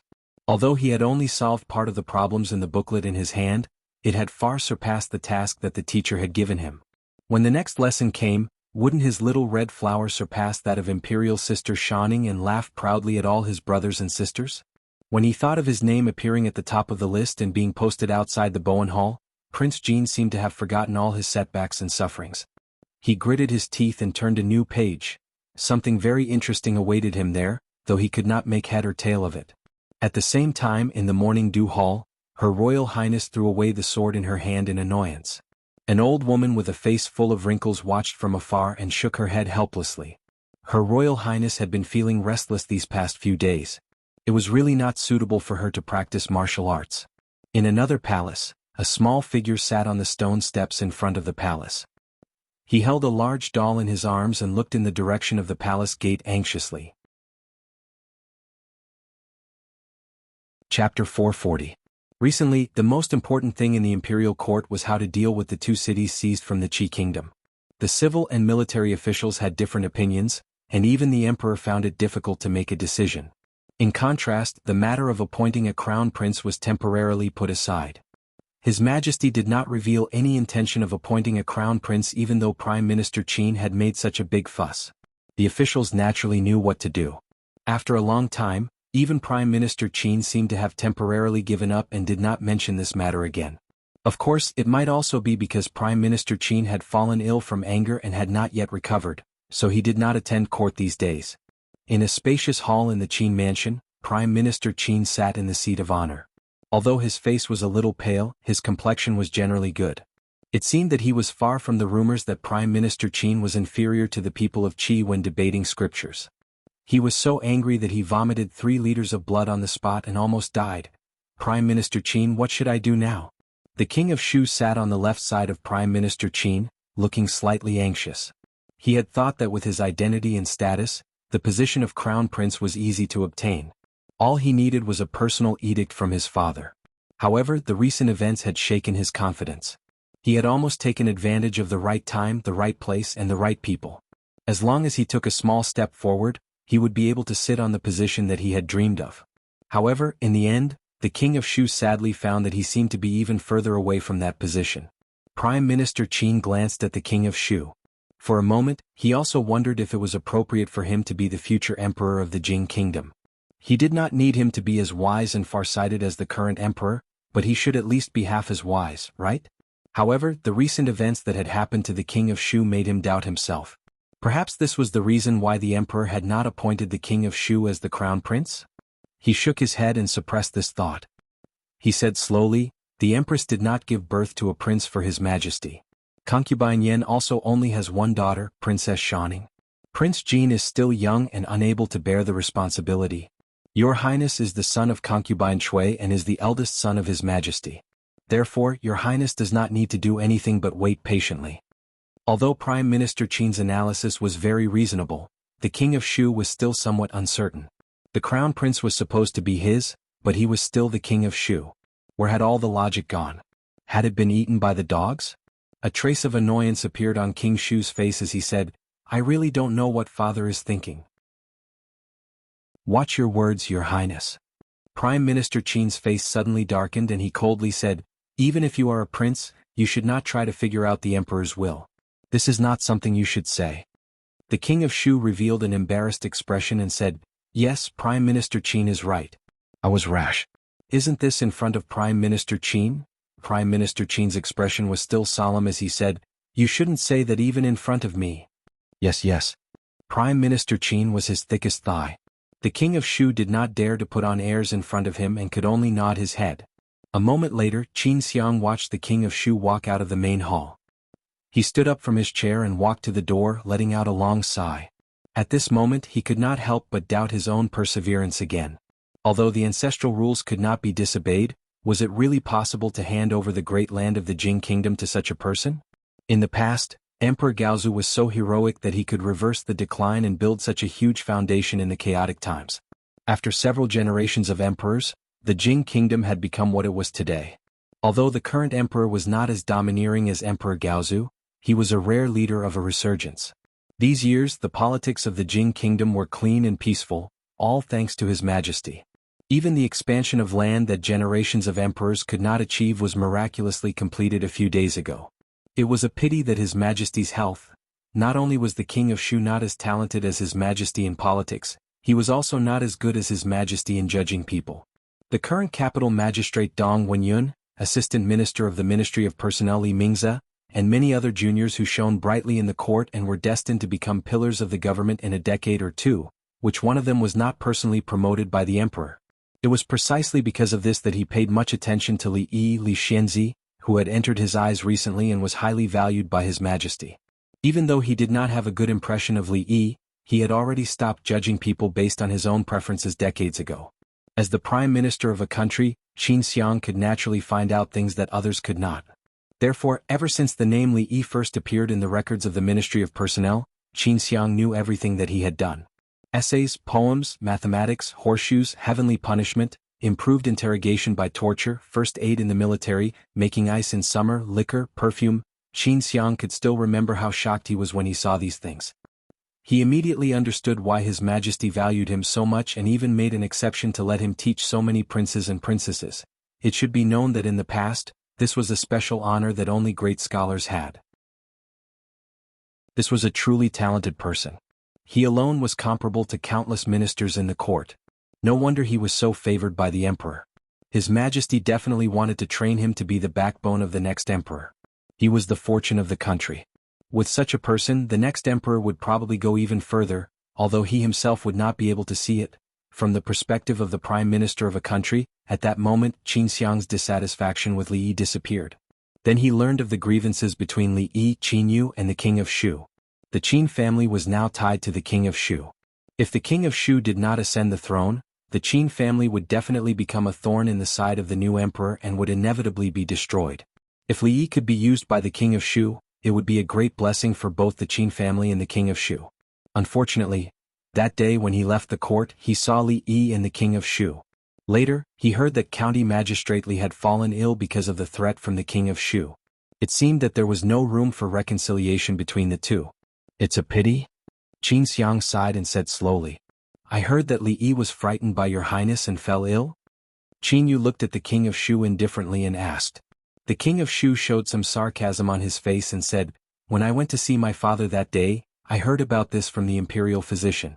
I only asked him a few questions, but who would have thought that he would be so timid? It seems that I overestimated him before. After that, he looked at Qin Yu and said, If you want to touch him, you'd better bear with it for some time. I don't know why my father thinks so highly of him. In the future, with your means, I'm afraid that you can play with him however you want. Qin Yu knew what the king of Shu was talking about in the future. However, every time he thought of the humiliation he had suffered in those 2 days, he wished that he could cut him into pieces. He really could not wait for that time to come. Chapter 441. If you can't cure it, you can forget about your reputation as a miracle-working doctor. At the entrance of the Viscount's mansion, a gray-haired old man was dragged in by Li Xian. Your Highness, this is a disease that even imperial physician Lu can't cure. I'm afraid I can't either. The old man looked embarrassed. A miracle-working doctor could not cure all diseases. Although he thought his medical skills were good, he dared not say that he was better than the imperial physician of this dynasty. Li Xian simply shook his head and said, I don't care about this. You find a way yourself. After all, he was a well-known miracle-working doctor. The old man swore in his heart that if it were not for the fact that he could not afford to offend the crown prince in front of him, he would have given him a big slap. Hello, child Li Xian. Xiao Huan walked out of the yard with a pile of clothes in her arms. When she saw Li Xian standing at the door, she said with a smile. Li Xian was startled when he saw this. Over the past few days, he had seen the little servant girl frowning and distressed. After a moment, he seemed to realize something and a look of joy appeared on his face. He strode into the courtyard. Long time no see. Li Yi stood in front of the stone table in the yard. When he heard the hurried footsteps behind him, he said without looking up. Li Xian was stunned for a while. Long time no see? These days, he came here several times a day and almost broke the threshold of the Viscount's mansion. Are you okay? He didn't care about this. He looked up and down at Li Yi and asked suspiciously. What can happen to me? Li Yi's eyes were still on the stone table and then he replied. What are you looking at? It was rare for Li Yi to be so serious. Li Xian couldn't help but lean over. He thought it was something interesting, but it turned out to be a rough map of the Jing kingdom. Li Xian glanced at it and suddenly lost interest. For the past few days, he had been focused on finding the godly doctor and had put aside many of the things on hand. If that so-called divine doctor still couldn't do anything, Li Xian decided to find trouble with the king of Shu first. There were rumors in the outside world that Li Yi had fallen ill because of the king of Shu. Although Li Xian wanted to spit on those people, he still had to find the king of Shu to vent his anger first. What's so interesting about a map? Let's go, I'll take you to a good place. He shook his head, stepped forward and grabbed Li Yi's arm. I'm not going. Li Yi waved his hand but didn't break free. As Li Xian dragged Li Yi out, he said mysteriously, Don't worry, you won't regret it. Son-in-law, where are you going? As soon as Fang stepped out of the gate of his house, he saw his son-in-law being dragged out by the crown prince. Seeing them get on the carriage, he immediately trotted after them. Not long after the carriage of the crown prince's mansion disappeared, a cloud of dust rolled over from afar. Several fast horses stopped at the entrance of the Viscount's mansion. Changde turned over and dismounted. The 2 guards of the Viscount's mansion bowed to him. Changde waved his hand and walked straight in. There were only 2 maidservants busying about in the courtyard. In the shade of a large tree in the corner, an elder was lying on a strange chair, dozing off. Changda's gaze swept across the courtyard and he asked one of the maidservants, "Where is your Lord Ju?" Lord Ju went out just now." The maid was startled by the sudden strange voice in the courtyard. After coming to her senses, she hurriedly replied, "Went out?" Changda had a trace of doubt on his face. Didn't they say that Li Xianzi had been sleeping in bed these days and hadn't stepped out of the house? Was the news false? "My husband just went out not long ago. May I ask who you are and why are you looking for him?" Rui walked out of the moon gate and looked at the old man standing in the courtyard. "His illness." Changda opened his mouth and said. Suddenly, his pupils shrank and a trace of surprise appeared on his old face. He raised his head to look at the woman in front of him. After a while, he calmed down and said, "Has he recovered from his illness?" "It's no longer a big problem." Rui nodded and said, "In that case I'll take my leave."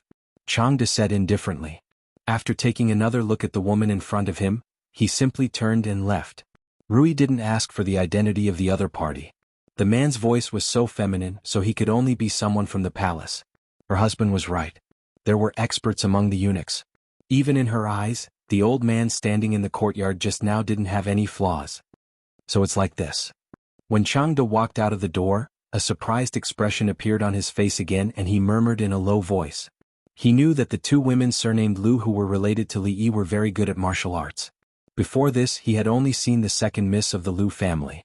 He never expected that her elder sister, Li Yi's wife, would be so powerful. Just as he stepped out of the door, Changda suddenly stopped and his expression changed greatly. He turned his head abruptly and his robe fluttered even though there was no wind. His face was full of vigilance. In the courtyard, two servant girls were cleaning the courtyard. The old man lying under the tree was snoring softly. The woman just now had already disappeared. Was it an illusion?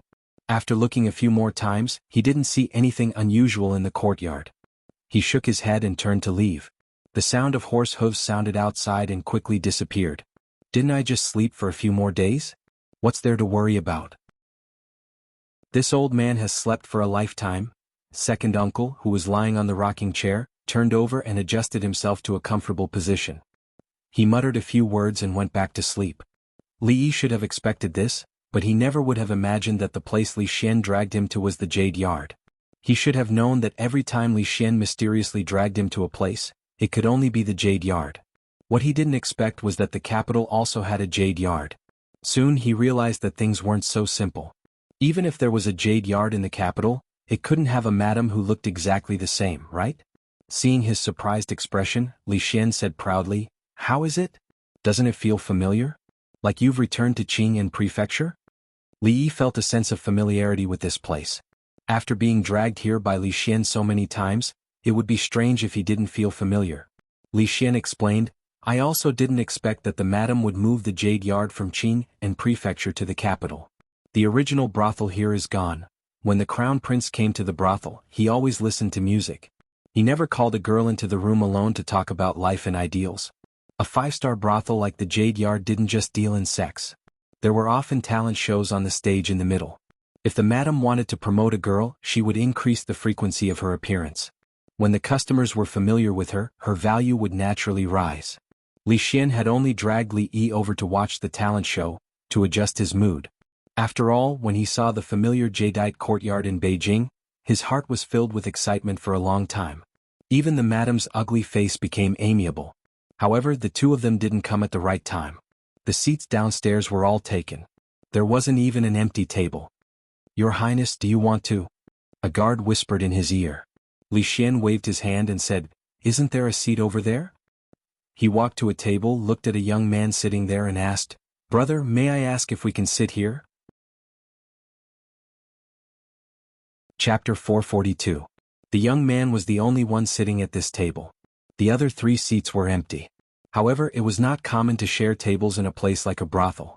Behind the young man stood two men in cyan. Seeing this, they frowned and stepped forward. When they were about to speak, the young man waved his hand at them. Then he turned back and said with a smile, "Why not?" "Thank you." Li Xian cupped his hands at him. After sitting down, he turned back to look at the young man and said, "Thank you, brother. This meal is on me." "Then I should say thank you." The young man smiled. He raised the wine glass in front of him and gestured to the two men. Li looked around and found that even the decoration here was similar to the Jade Yard in Qing and Prefecture. When he was in Qing and Prefecture he didn't feel anything special, but now it looked very familiar. When he looked to his side he found that something was missing. He asked in confusion, "Where's Fong?" When he went out just now, Fong had been following him. How could he disappear in the blink of an eye? One of Li Xian's guards also said in confusion, "He was here just now, forget it." Li waved his hand. He was an adult so he couldn't be lost. Although Fong looked simple and honest, he was actually as cunning as a ghost. Maybe he had gone to find an old lover of his. Places like brothels rarely moved, especially when they moved for hundreds of miles. Once they became famous in a certain place, the girls in the brothel would also have regular customers. Moving to another place meant that they had to start a new business and start over. No one knew what the result would be. Not all brothels had this kind of courage. However, the Jade Yard was different. If we didn't meet in the Jade Yard, we would meet under the moon on the Yao Tai. When these two lines spread throughout the Jing kingdom along with the goddess of Luo Shui, a brothel called the Jade Yard in Qing and Prefecture frequently appeared in people's ears. The brothel was a place where talented scholars would hang around. If there was anything more famous than a classic poem that everyone would fight to sing, it would be a dozen or so. When the Jadeite courtyard became famous throughout the Jing kingdom, the madam of the Jadeite courtyard decisively formulated a 3-year plan. Within 3 years, the Jadeite courtyard would become one of the most famous buildings in the capital. This was the dream that she had when she was still a receptionist. One day she would let those so-called top courtesans who looked down on her see that her abilities were not only in bed. In addition to other regular services and facilities, there was also a spacious and bright room in the building. The room was pasted with the portrait of the goddess of Luo Shui, including but not limited to the Luo Shenfu Qing Ping Diao, and other poems praising the goddess of Luo Shui, which had long been circulated among scholars for people to admire. Of course, the brothel keeper tried so hard to buy the original poem manuscript from Zheng Zimo. Even if she offered a sky-high price, Zheng Zimo didn't agree. She could only settle for the next best thing. She took out the manuscript and made a copy. Even so, the price she paid made her heart ache. Because of this, the brothel keeper didn't mutter about the heartless goddess behind her back. Speaking of which, it was strange. Ever since those things were posted, every day, there would be some strange people standing in front of those copies. They would look at them for the whole day. They didn't eat, didn't drink, and didn't let the girls accompany them. Although these people seriously disrupted the order of the brothel, they were generous. Even if she offered a price of 10 taels of silver, they would just casually throw the money bag away and not even look at her. It was as if their eyes were grown on the wall. Over time, the brothel keeper let them be. As long as they paid, they could look at it for as long as they wanted. Who is the goddess of Luo Shui? Ever since Li Xian stepped into the Jadeite courtyard, he had heard this name no less than 10 times in the short 15 minutes. He asked in confusion, since when did the Jadeite courtyard have a goddess of Luo Shui?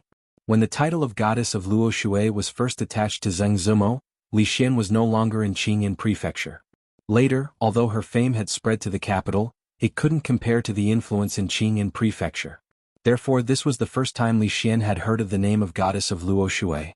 The young man opposite him asked with some surprise, "Brother, you seem to be quite familiar with the Jadeite courtyard, but why don't you know of the goddess of Luo Shui?" "No." Li Xian shook his head and said, "What goddess of Luo Shui? Could it be the new top girl of the Jadeite courtyard? Where is Lady Zumo?" When Li Xian said the second half of the sentence, he looked at Li Yi. "Redeemed her," Li Yi said casually. "What?" Li Xian was shocked. He even stood up from his seat and said, "Who redeemed her? You redeemed her? Did your wife agree? Your second daughter agreed?" "No, I didn't see her in your house." "Could it be that you secretly redeemed her and raised her in Qing and Prefecture?" "That's not right. Didn't your family go back once some time ago? I don't think you have the guts." The young man opposite him was slightly stunned. He thought that it was strange that the person opposite him knew Lady Zumo but didn't know she was the goddess of Luo Shui. He was even more confused about what he had just said. Li Yi buried his head in his food and occasionally glanced at the young woman's dance on the stage. At this time, ignoring Li Xian was the right choice. Seeing that Li Yi didn't say a word and looked sad, Li Xian seemed to think of something. He sighed and said, "When we were in Qingyan Prefecture, I said that you should have made a move earlier. It's not easy for a woman to talk about this kind of thing. Moreover, Lady Zumo looks weak but she is actually very strong-willed. Now, someone else has made the first move. It's too late to regret. She redeemed herself." Li finally couldn't stand it anymore. He put down his chopsticks and explained. Ah, redeemed herself? The expression on Li Xian's face was stunned. He had the preconceived idea that the woman in the brothel must have been redeemed and taken back as a house. He was still feeling sorry for Li. When he suddenly heard this sentence, he swallowed all the comforting words he wanted to say. The young man next to him showed a little surprise. He had been in the capital city for several months and had heard the name of the goddess of Luo Shui many times. However, although this jade courtyard was famous because of the goddess of Luo Shui, no one had ever seen the legendary woman. Listening to the words of the two noble young men in front of him, they seemed to know her and had a close relationship with her. When Li Xian was about to ask for more details, a girl in front of him who was carrying the dishes accidentally tripped and the tray in her hand fell out of her hand. Then there was a sound of dishes breaking. One of the guests was unexpectedly hit on the head by a dish, and his whole body was drenched with juice. He looked very embarrassed. Even the young man sitting opposite them was stained with some vegetable juice. Little Red, you damn girl. Can't you watch where you are going? Quickly apologized to the guest. A brothel steward immediately walked over and scolded loudly. Damn it, you're courting death. The unfortunate man was stunned for a moment. Then he realized what had happened and immediately jumped up from his seat. He didn't care about the steward's words just now. He looked at the girl who was standing there at a loss and scolded angrily. Then he slapped her face hard. A trace of fear flashed across the girl's face, but she didn't avoid it. She just closed her eyes tightly. In the end, the man's slap didn't fall on the girl's face. A young man grabbed his wrist. No matter how hard he tried, he couldn't slap her. Chapter 443. The young man looked at the enraged man and said with a smile, "This lady did not mean it. Why do you have to make things difficult for a lady?" "I like it. It's none of your business." After being stopped, the man's anger did not subside. Instead, he became even more furious. He struggled to break free from the hand and tried to push the young man away. Bang! At this moment there was a sudden dull sound in the hall. Before the man's hand could touch the young man, his body drew a beautiful arc in the air and flew straight out of the door. A man in green behind the young man followed him out with a gloomy face. Thank you, young man." The young woman's expression was still a little panicked. She hurriedly bowed to the young man. "It's all right. Just be careful in the future." The young man had already taken off his outer robe and said with a smile, "Little Red, what's wrong with you? You've been here for so long but you're still so careless." When the young woman was being reprimanded by the brothel manager, the young man cupped his hands at Li Yi and turned to leave the brothel. This guy is not bad. Li Xian glanced at the door and said to himself. Li Yi was thinking about something, so he didn't reply. Li Xian thought that he had just recovered from a serious illness. He did not talk as much as before. He only cheered along with the crowd when the performance reached its climax. The crown prince, who was well versed in the royal etiquette, completely let go of himself at this moment. After a while, when the two of them were about to leave, a steward came forward and said with a smile, "You too, that young man has already paid when he left. Didn't he have the final say?" Li Xian muttered, but he did not care. In his heart, he had a higher opinion of that young man. When they returned, they still did not see Fong.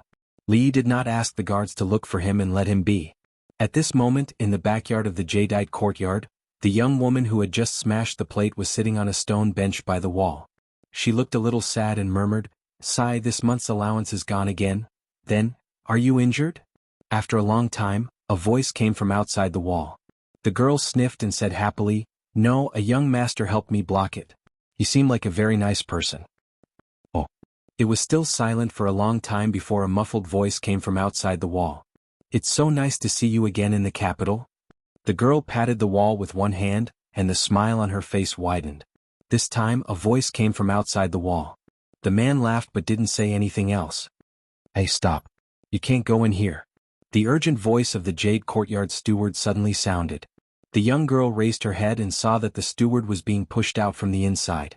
The man with a few bruises on his face scanned the courtyard angrily. When he saw the woman sitting by the wall, he sneered, "So you were hiding here? How much is this chick? I'm buying her today. Let our brothers have a good time." Seeing the girl's curvaceous figure, a trace of lust appeared on the man's face. He strode over and said, "Sir, isn't Little Red?" The steward hurriedly said and was kicked to the side by the men behind the man. "If you talk again, believe it or not, I'll tear down your broken brothel." Seeing the men approaching, the girl's face showed some fear, but she still gritted her teeth and didn't say anything. The man with the bruises on his face twitched and sneered, I'd like to see who's going to stop me now. Just as the man finished speaking, he suddenly felt his vision go black. Something seemed to flash on the wall of the courtyard. Then a huge shadow like a ferocious beast fell from the sky. Where did you go? Li Yi stood at the door and saw Fang leisurely stroll over from afar. He walked to the door and patted the dust off his body. I didn't go anywhere. I just wandered around in the city and came back. Fang shook his head and said calmly. Li Yi glanced at him. Your wife came to look for you just now. As soon as Li Yi finished speaking, Fang's expression changed drastically. If your wife asks later, you'd better say you went to the perfume workshop. Li Yi kindly reminded Fang and walked back to the courtyard with his hands behind his back. He felt that he needed to discuss with second granduncle how to solve his headache after sleeping for so long. Fang stood in the courtyard and stretched out his sleeve to smell it. He nodded in agreement. He didn't know the background of the workers in the capital city, so he was a little worried. It was better to keep an eye on them. The morning court session was not early. The emperor was benevolent and considerate of his subjects. He postponed the morning court session to about 8 o'clock in the morning. Compared with the previous practice of waiting at the palace gate in the middle of the night and entering the palace at dawn, the emperor's action made many aged subjects or those who lived far away feel deeply grateful. Li Yi didn't feel anything about this benevolent policy because he got up before dawn. When he arrived at the palace gate, many officials were still waiting there. Although the court session was set at 8 o'clock, the emperor was benevolent and the subjects couldn't ask for a foot after being given an inch. Just after 7 o'clock, there were already many people waiting at the palace gate. After glancing at the crowd, a eunuch led Li Xianzi into the palace from the side door. This scene made many officials stare with their eyes wide open. Although it was summer, it was still a little cold to stand here in the morning before the sun rose. Even the prime minister was freezing here. How could Li Xianzi enter the palace like this? All the officials in the imperial court knew that Li Xianzi was favored by the emperor, but until now they didn't know how much he was favored by the emperor. It could even be said that if Li Xianzi didn't stand on the opposite side of the king of Shu, he would have a meteoric rise and become an influential figure in the imperial court, an existence that even they had to look up to. Unfortunately, Li Xianzi was still too young. At this time, almost everyone was thinking about the rumors in the capital city in recent days. Looking at the slowly closing side door, they all had different thoughts. Although Li Mingze, the assistant minister of the Ministry of Personnel, looked calm, there was an unconcealable worry in the depths of his eyes. Beside him, capital governor Dong Wenyun looked in the direction of the palace gate with an uneasy expression. Several old generals frowned and gathered together to discuss something in a low voice. On the contrary, Prime Minister Qin and the officials who were close to the king of Shu looked relaxed. Many of them even had a trace of sarcasm and ridicule on their faces. So what if he was favored by the emperor? Even if he was favored by the emperor, how long could the emperor favor him? Only Prime Minister Qin didn't have any expression on his face. None of the officials standing beside him dared to look at the prime minister. Of course, no one saw the trace of pity in his eyes. Li didn't know what the officials outside the palace were thinking.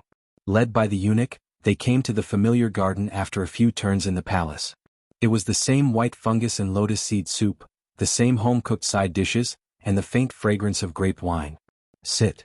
A middle-aged man wearing only an undershirt sat opposite him and stretched out his hand. Chapter 444. What? Is today's food not to your liking? Beside the stone table in the pavilion, Jing Emperor was eating to his heart's content. At a certain moment, he looked up at Li Yi and saw him carefully chewing a mouthful of lotus seed soup for a long time.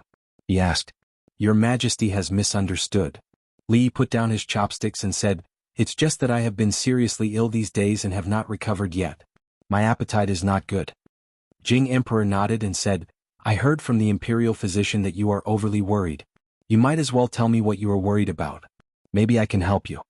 Li Yi shook his head and said, "I dare not trouble your Majesty. It's just that there are some knots in my heart that have not been resolved. I slept at home for a few days and am much better now."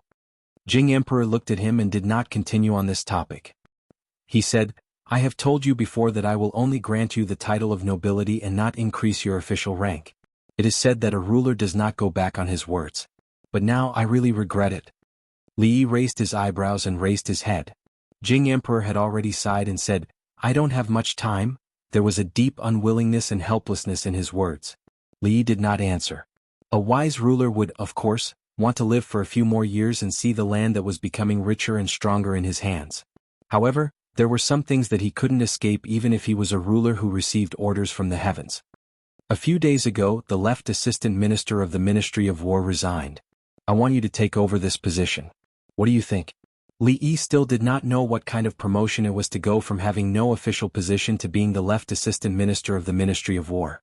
He also did not know how many officials in the court would oppose this decision of Emperor Jing. He also did not know how shocking it was for the emperor to ask his own opinion on the appointment of an official. He only knew that he would not be the left assistant minister of the Ministry of War no matter what. Li Yi immediately stood up, bowed and said, "This subject thanks your majesty for your grace, but this subject is ill, and I'm afraid it's difficult for me to take on this heavy responsibility. I'm afraid I'll fail your majesty's expectations, and I hope your majesty can retract your order." Emperor Jing was not surprised by Li Yi's answer. He stood up and took 2 steps forward. With his back facing Li Yi, he looked into the distance and said, "I remember the first time I saw you, it was in the garden of Prince Ning's mansion, right? At that time I knew that you were ambitious, but your personality was lazy and you had no desire for an official career. I originally wanted you to polish yourself in the officialdom for a few years before summoning you back to the capital and entrusting you with heavy responsibilities. But even though you were far away in Qing and Fu, you still did so many things for me and for this country. But your personality, on the contrary, became more and more lazy. In one's life, one has to pursue something. Li Yi, what exactly do you want? Money or power?" Li Yi was silent and didn't speak. "I can give all of these to you. I really don't have much time. In the future, the world will be your world. I know you have great talent and I don't want to wrong you. Now tell me, what exactly do you want?" Li Yi was silent for a while and then said, "Your Majesty has given me a lot. I am already satisfied and have no other requests." The atmosphere in the pavilion sank into a long silence.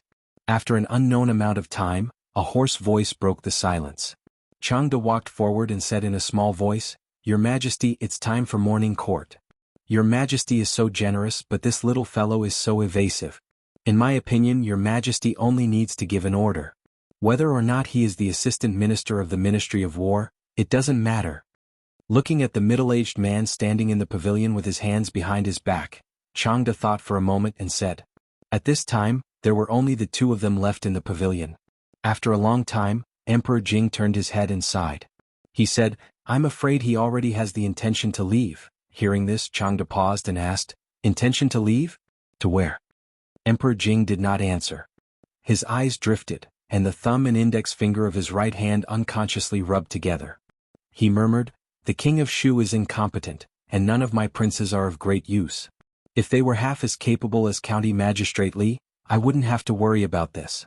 If Emingzu was a man, even if she..." Changde closed his mouth again. The weather today was gloomy, and the sky above their heads was covered with thick black clouds. It was likely that there would be a heavy rain. After Li Yi walked out of the garden, of course, he could not hear the conversation in the pavilion. He was thinking about something. When he passed by a palace, a figure suddenly flashed out from the corner of the wall. Princess Shaning pounced on him like a little tiger. She hugged his waist and said angrily, "Liar, big liar. Didn't you say you would treat me to a meal?" Li Yi pressed her little head and finally made her let go. He said, "Lead the way to the meal." The proud Lolita was stunned for a moment, and then a smile immediately appeared on her little face. "Wait a minute, I'll go call my sister." She asked Li Yi to wait here and ran to the morning dew hall while shouting, "Our brother Xian is also here."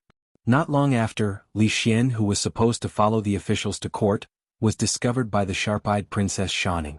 She dragged him out of the crowd. The censor's eyes almost popped out. The officials spitting and farting on the way to court would be recorded in a small notebook by them, but for Princess Shaning's serious violation of the rules, he could only watch. No, he turned his head after a glance. Anyway, he couldn't do anything about it. What the eye doesn't see, the heart doesn't grieve, lest he got angry. Li Xian occasionally went to court, but he only played the role of a bystander. Just as he was worrying about how to pass the difficult morning court time, Princess Shaning undoubtedly gave him a way out. No matter how you looked at it, sitting in a cool room with 8 dishes and a soup in front of you was very appetizing. No matter how you looked at it, it was much better than leaning against a pillar in the court and dozing off, right? Gulp. Li Xian couldn't help but swallow a mouthful of saliva. Even though he had already eaten breakfast, he still felt that he could finish the big table of dishes in front of him by himself. Gulp. Princess Shanning's eyes widened. The scene in front of her was even more than she had imagined. She simply couldn't wait for the others to make the first move. She picked up a piece of pork rib and started gnawing on it. The supervisor of the catering department was really crying. With tears in his eyes, he looked at the 4 people who almost wiped out all the precious ingredients. He couldn't afford to offend any of them. He was extremely suspicious of what he had done in his previous life. Today, is it some special day? Li Xian's chopsticks flew like lightning. His mouth didn't stay idle either. He looked at Li Yi while eating and asked, "You guys eat. You guys eat, I've already eaten just now."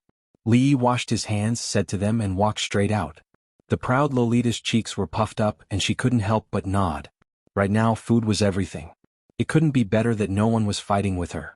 Li Emingzi looked up, and a trace of doubt appeared in her eyes. She put down her chopsticks and stood up to follow. Oh, wait. Li Xian still had a piece of pork rib in his mouth. He took 2 more pieces and hurriedly chased after them. Chapter 445. Your Majesty, the position of Assistant Minister of the Ministry of War is very important. You can't be so hasty. In the court, an old official stood in front of the crowd and said quickly with a ceremonial tablet in his hand. Emperor Jing frowned and asked, "Is there anyone else who has an objection?" As soon as he finished speaking, another official suddenly stepped forward and said loudly, "Although Li Xianzi is a talented person, he is still too young and lacks experience. He can't take on such a heavy responsibility." Many officials looked at each other and saw the deep meaning in each other's eyes. They nodded slightly. "Your Majesty, please reconsider. Your Majesty, please reconsider. Your Majesty, please reconsider." One official stood out. 2 officials stood out. After a while, the court was densely packed with people. Among those who persuaded Emperor Jing to take back his decision to appoint Li Yi as the Assistant Minister of the Ministry of War, there were those who were in Prime Minister Qin's faction, but there were more who were not in the Qin faction. The Ministry of War was in charge of the military affairs of the country. There was a Minister of War and 2 assistant ministers. The Assistant Minister of the Ministry of War was a rank 4 official. His status was only lower than the Minister of War. He was an official of the imperial court. How could he be appointed so hastily? Everyone knew that His Majesty favored Li Xianzi very much. But there must be a limit to his favor. If any official of the imperial court could be appointed like this without an examination, wouldn't the great country of the Jing kingdom be finished sooner or later? This country was His Majesty's country, but it was also the country that they had worked hard to build. The officials would not allow it to be destroyed, not even His Majesty. If His Majesty insisted on acting arbitrarily, then they could only remonstrate with death. Emperor Jing knew that his decision would definitely be opposed by many people, but he didn't expect that there would be so many people. Seeing the rows of officials standing out, his face couldn't help but darken. He originally wanted to let Li Yi start from the position of county lieutenant and promote him step by step, just like how he promoted others. But when he found that time was running out, he couldn't wait for Li Yi to be able to stand alone in the court and clear the obstacles for the new emperor. Naturally, he couldn't help but be anxious. However, even though he had the absolute right to speak, he could not disregard the opinions of so many courtiers. Otherwise, the entire court would be in chaos before his death. This was not his intention. In that case, we will discuss this matter later. Dismissed. Emperor Jing was annoyed. He waved his sleeves and strode away. I really don't know what kind of person this county magistrate Li is to be treated like this by His Majesty. A middle-aged official said leisurely. Everyone nodded in agreement. Although His Majesty did not take back his order, this was already the greatest concession a ruler could make. Seeing His Majesty leave, the courtiers finally heaved a sigh of relief. At the same time, they could not help but feel a little envious and jealous of Li Xianzi. The Assistant Minister of the Ministry of War was an important position, and the Emperor actually wanted to directly promote him. If other people's favor was like rain and dew, his could probably be described as a torrential downpour. Naturally, there were also many people who were curious. What exactly did the legendary Li Xianzi have that attracted His Majesty and made His Majesty pay so much attention to him? A person who was frightened and fell ill because of a few words from the King of Shu must be timid. How capable could he be? It had to be said that Li Xianzi had appeared too frequently in their eyes recently. When the officials walked out of the hall, more than half of them were talking about him. Of course, some people were secretly delighted. The matter of the two cities of the Qi kingdom had been settled, so the court was dismissed so early today. Except for the family of generals, the courtiers seemed to be in a one-sided state about the matter of Li Xianzi, so there was nothing to discuss. If there was nothing important, the court should be dismissed so early in the next few days, right? It was really a happy thing to be able to go back and have a meal earlier. On the stone steps of a palace somewhere, a little girl was sitting there with a doll in her arms and her eyes were fixed in a certain direction. The patrolling guards in the palace came and went.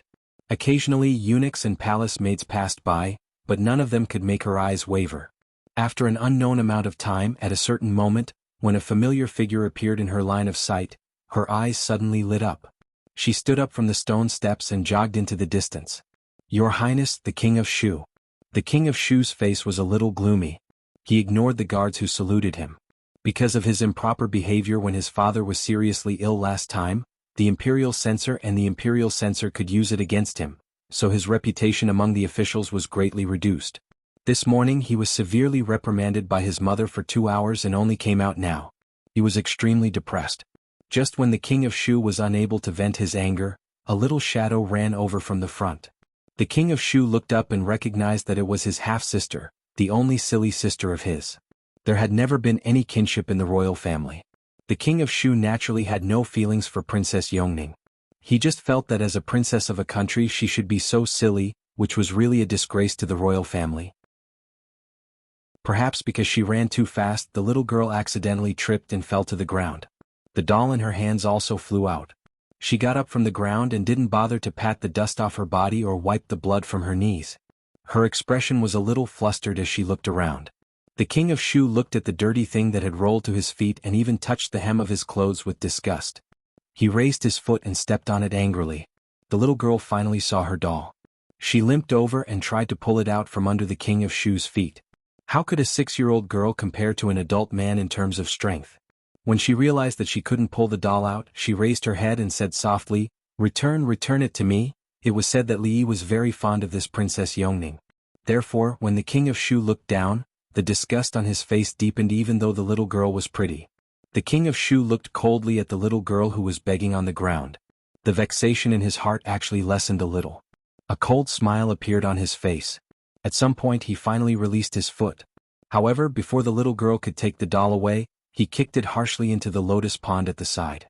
When the two eunuchs behind the King of Shu saw this scene, their facial muscles twitched involuntarily. They thought to themselves, as an adult prince, how could he treat a little girl like this? No wonder His Majesty refused to pass the throne to him. His Majesty is wise. Of course, these words could only be thought in their hearts. They never dared to say it out loud. The little girl watched in a daze as the doll was kicked into the pond. As if all the strength in her body had been sucked out, she sat on the ground in a daze. 2 clouds of mist immediately appeared in her big bright eyes. She sobbed and said, "Return it to me, return my beautiful goat to me." Li Yi, who was walking over quickly, suddenly stopped. In that instant, there seemed to be countless roars of thunder in his mind. At the same time, in the distant main hall, hundreds of officials walked out one after another. In the sky above their heads, a circle of gold gradually appeared at the edge of the thick dark clouds. A ray of golden light shone through the dark clouds, followed by 10 rays, 100 rays, 1,000 rays, 10,000 rays. Behind the clouds, the long-awaited sun finally appeared. Chapter 446. The King of Shu turned his head and happened to see Li Yi stop in his tracks. He saw Li Yi's face change dramatically. Li Yi's face turned pale and his body trembled slightly, looking extremely frightened. Is this the important minister that my father valued? Is this the legendary Li Xianzi who created the national treasure? Is this the person whom the old generals protected at the risk of offending the future emperor? At this moment, the King of Shu began to doubt whether there was really a king's aura. Otherwise, why would Li Yi be so frightened at the sight of him? "Li Xianzi, where are you going?" the King of Shu said lightly with a sarcastic smile on his face. Li Yi's breathing was rapid and his chest was heaving up and down. If he raised his head, the King of Shu would definitely see his bloodshot eyes. He walked up to the King of Shu and punched him hard in the face. F***CKU. Plop. The King of Shu's sarcastic smile was still on his face, but his body fell to the ground. However, it was not over yet. Li Yi grabbed his collar and punched his face again and again. He didn't care even if the blood splattered on his body. King of Shu. Crown Prince? You're very arrogant, aren't you? Get up. Get up and talk to me if you have the guts. Princess Yongning sat on the ground in a daze. She looked at the scene in front of her and forgot to cry for a moment. The two eunuchs behind the King of Shu stood rooted to the ground, their faces full of astonishment. The person lying on the ground whose original face could no longer be recognized was the Honorable King of Shu? And the person who punched him again and again in a crazed manner and said strange words was Li Xianzi, who was frightened by the King of Shu and fell ill. Who the hell made up this rumor? This thought flashed in the minds of the two eunuchs. They had no time to greet the ancestors of the rumor-monger. If they continued to beat him, he would die. If the King of Shu died, their lives would not be far from the end. The two eunuchs hurriedly squatted down and wanted to pull Li Xianzi away. However, they were greeted with two knife-hand strikes. After blacking out, they collapsed to the ground. Future Crown Prince? Proficient in both literary and military strategies? *CKU.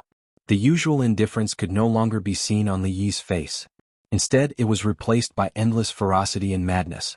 The King of Shu's reputation of being well-versed in both the pen and the sword was just a boast. At this moment he could not break free from Li Yi's grasp at all. He was drowned in humiliation and pain. In the distance, a figure was hiding behind a certain palace, watching the scene unfold before him with endless fear on his face. This was the result of bullying Yongning. Prince Jin Li Han's forehead was full of cold sweat. He suddenly felt that he was very lucky. The numbers and symbols that he hated just now suddenly became very cute. Die. I want all of you to die. The King of Shu's face was covered in blood. He was so enraged that his eyes were about to pop out of their sockets. He pointed a trembling finger at Li Yi and enunciated each word clearly. He had never suffered such humiliation before. If he had only wanted to suppress and humiliate Li Yi after he ascended to the throne, now he could only appease his anger by watching him die.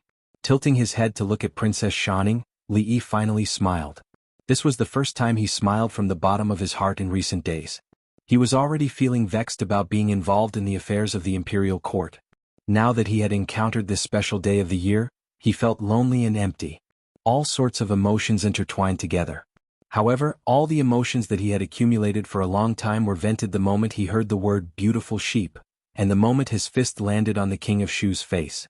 Don't worry, you won't have this chance. Li Yi turned to look at him and shook his head seriously. The King of Shu only felt a fist growing larger in his eyes. Then his vision turned black again, followed by intense pain. Stop. Emingzu, who followed closely behind, saw the King of Shu lying on the ground and Li Yi in a crazed state. Her expression changed drastically. She immediately reached out to grab Li Yi's shoulder. However, when Li Yi turned around and she saw his bloodshot eyes, her hand paused for a moment and she didn't touch him in the end. The ribs in Li Xian's mouth had long fallen to the ground. However, he only paused for a moment before he made up his mind. He kicked the King of Shu's butt and officially joined the fight. The inhumane screams soon attracted the attention of the court officials. When they followed the direction of the sound, they saw Li Xianzi, who they had seen in the morning, punching and kicking an unknown object lying on the ground. They were so shocked that their jaws almost dropped. In broad daylight, in front of the court officials, he dared to commit murder in the palace. He was simply lawless. Was His Majesty really muddle-headed? How could he hand over the position of Minister of War to such a person? Wait, who was the person beside Li Xianzi? It seemed to be Li Xian, the supervisor of Jiangyi province, the crown prince of Ning. The figure standing at the side watching the fight also looked a little familiar. It was Princess Royal. Although the face of the unknown object lying on the ground could not be seen clearly, the clothes and body shape seemed a little familiar. A princess, a crown prince, and a lord were actually putting on such a big show in the palace. The court officials suddenly felt as if there were 10,000 horses galloping in their hearts. Such a big commotion naturally could not escape the attention of the palace guards. Before the court officials could approach, a group of guards rushed over. They were about to draw their weapons, but after Emingzi gave them a cold stare, they just surrounded the place. Several people immediately went up to pull Li Yi and Li Xian away. Although fighting in the palace was a serious crime, one was the crown prince and the other had a special status.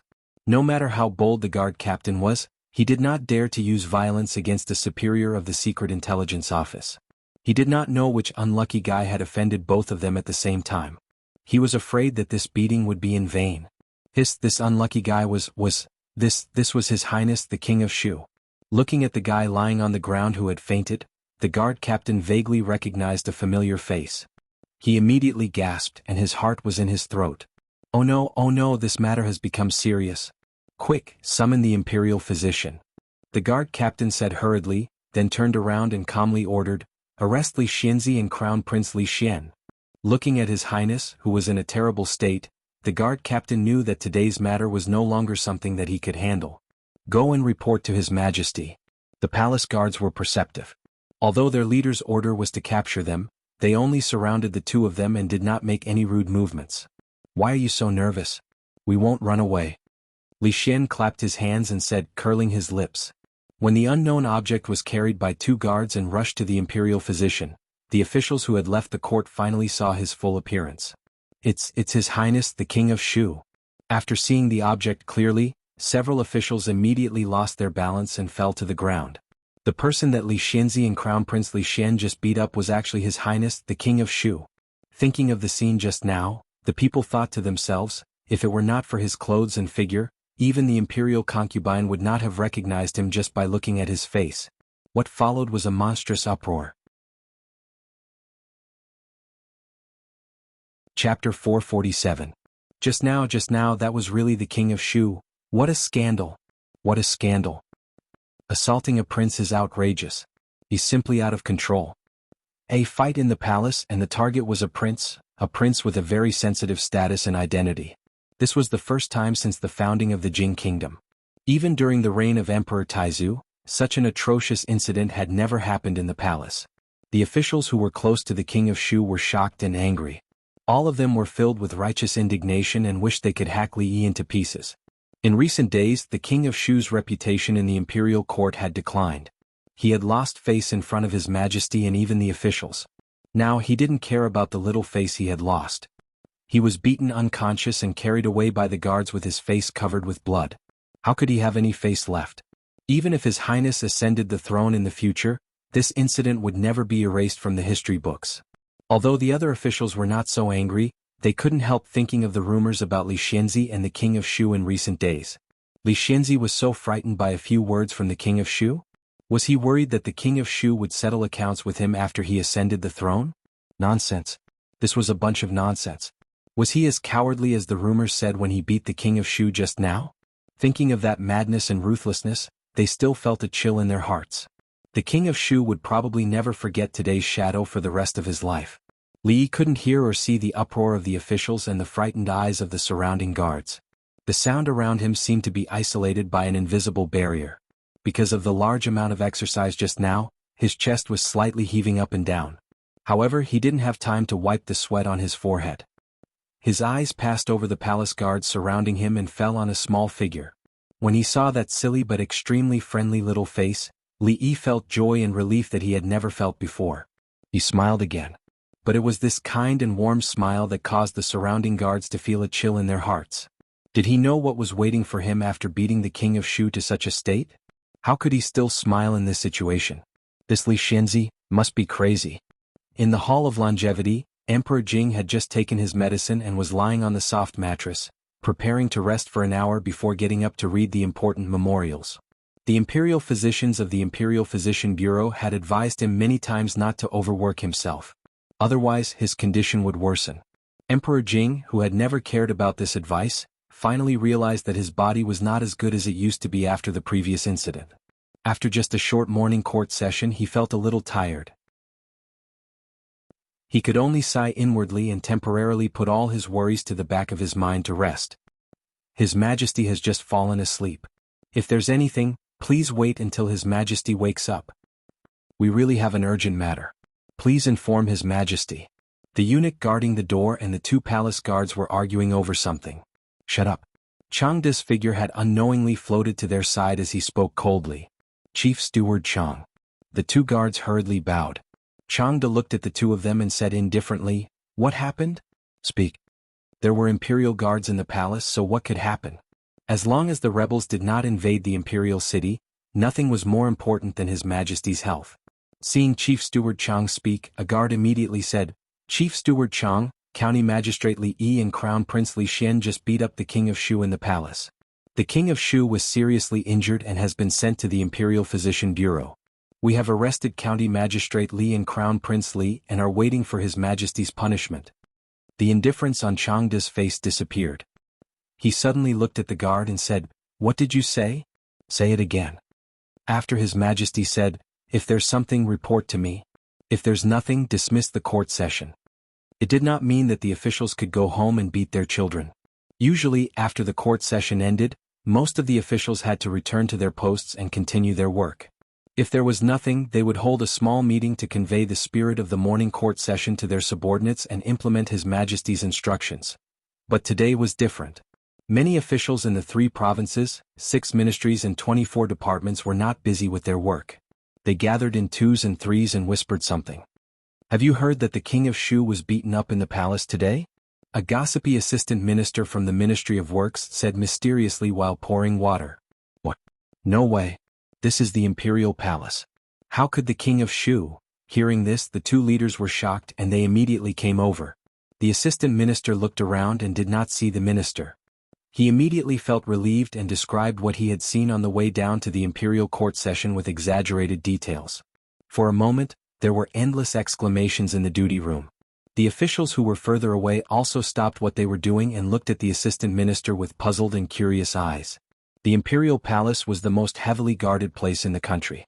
It had been peaceful for decades, just like the surface of a calm lake. There was rarely any big news. The calmer the lake was, the bigger the ripples would be when a huge stone was thrown into it. That was because the incident happened when hundreds of officials went down to the imperial court session. The miserable condition of the king of Shu was witnessed by countless people. A layer of ripples easily became layers of ripples. "Have you heard that the king of Shu was beaten up in the imperial palace?" It was Li Xianzi and Crown Prince Li Xian. They even dared to beat the king of Shu. They are really audacious. You all know about the matter between the king of Shu and Li Xianzi. It seems that the king of Shu forced Li Xianzi too much and drove him crazy. What's there to be afraid of? It said that the king of Shu would have been beaten to death today if the imperial guards hadn't discovered it in time. No. I heard that the king of Shu and Crown Prince Li Xian had a quarrel and were beaten up by them. After all, everyone knows that the king of Shu has been plotting against the Wang family for a long time. Unexpectedly, Crown Prince Li Xian intervened at the critical moment. Today they met in the imperial palace and started to fight. However, the king of Shu was not as skilled as them. I heard that he is still in the imperial physician's office and his life and death are unknown. Li Mingzi, the assistant minister of the Ministry of Personnel, stood at the door and coughed. Several officials who were whispering to each other turned around and their expressions changed. They immediately returned to their original positions and pretended to handle official business. Li Xianzi was the nephew of the assistant minister. This matter should not be mentioned here. A trace of deep worry flashed in Li Mingzi's eyes. This time, Li really made a big trouble. Not to mention him, except for the emperor, no one could intervene in this matter. This little guy has always been calm. Why is he so reckless this time? Outside the hall of diligent government, several old generals gathered together. Seeing that Li Yi and Li Xian were taken in by the imperial guards, they frowned deeply. Fighting in the palace was a serious crime, let alone beating up a prince. However, this was different from the written law. It was up to the emperor to decide whether to be beheaded by 1,000 cuts or lightly beaten with a few planks of the board. Fortunately, according to their understanding of the emperor, it was impossible to behead him. Since the emperor valued him so much, he would definitely not punish him severely.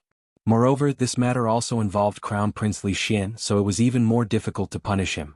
However, hundreds of officials in the imperial court were present. Under the watchful eyes of so many people, the 2 of them had beaten the king of Shu so miserably. It was not easy to overlook this matter. The officials of the king of Shu and the imperial censor would not let go of this opportunity. The imperial censor and the imperial censor would not let go of this opportunity. The imperial consort was even more difficult to deal with. In short, this time he was going to suffer some hardships. This day was a very ordinary day for the commoners in the capital. The only regret was that it was cloudy in the morning. They thought that there would be a heavy rain to dispel the summer heat. Unexpectedly, it cleared up before noon. It seemed that they would not be able to cool down for the next few days. However, the families of the officials and lords with a little bit of status were shaken by a certain news from the palace. Chapter 448. Haha, I would like to see how that Li Yi will escape this calamity. In the Duke of Qin residence, Qin Chong stepped into the residence with a smile on his face. This caused the servants in the residence to feel puzzled. Did the sun rise from the west today? The second master, who usually treated others with disdain, was actually smiling so happily. A few coughs came from a hall in front of them. Qin Qing, who had taken a leave of absence due to illness, walked out. Seeing the laughing Qin Chong, he asked in confusion, "What happened in court today for you to be so happy?" A moment later, after hearing Qin Chong describe what he had seen in the palace today, a hint of shock involuntarily appeared on Qin Qing's pale face. Is this true? It's true, it can't be any more true. At that time I was watching from afar.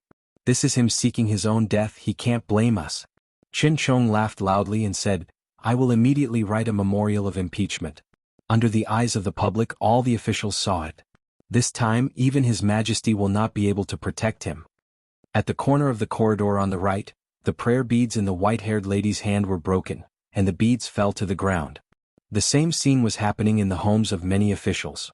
In an instant, innumerable impeachment memorials flew toward the imperial palace like snowflakes, and innumerable people's jaws dropped in shock. To the Wang family. In the Crown Prince's residence, the Crown Prince's consort, who had just received the news, paled. She hurriedly boarded a carriage and left the residence. In the Li residence, the old madam had an anxious expression. She immediately had the servants prepare the visiting cards and send them to the various noble families in the capital. In the Viscount's residence, the bruised Fang sat on the stone steps in front of the door, staring at the sky in a daze. With such an evil woman in the house, these days were truly unbearable. Suddenly, the sound of hooves came from the end of the road. Fang turned his head and saw a fast horse galloping in his direction. Son-in-law has been a little unhappy these past few days, Xiao Huan murmured, her hands supporting her chin as she looked at the young mistress and second young mistress. There was a hint of worry on Rui's face. As the closest person to Li Yi, she could naturally notice the changes in Li Yi these days, but she didn't know what she could do. Mississippi Lu leaned against the table with her sword in her arms. There was no expression on her face. She frowned as she thought of the words and emotions that Li Yi said that she couldn't understand. Young mistress, something bad has happened. Fang's panicked voice sounded outside the door, and the three women turned their heads at the same time. Your Majesty, you must seek justice for Xian'er. A woman in a palace dress grabbed Emperor Jing's arm and said through gritted teeth, My poor son, he was almost beaten to death by him. That Li Yi must pay with his life. Also that Li Xian, we can't let him off easily. The woman wearing the phoenix coronet slowly stood up. She looked at Imperial Consort Chui and said, Sister, before this matter is fully investigated, you should calm down. How can I calm down? How can I calm down? My son has become like that.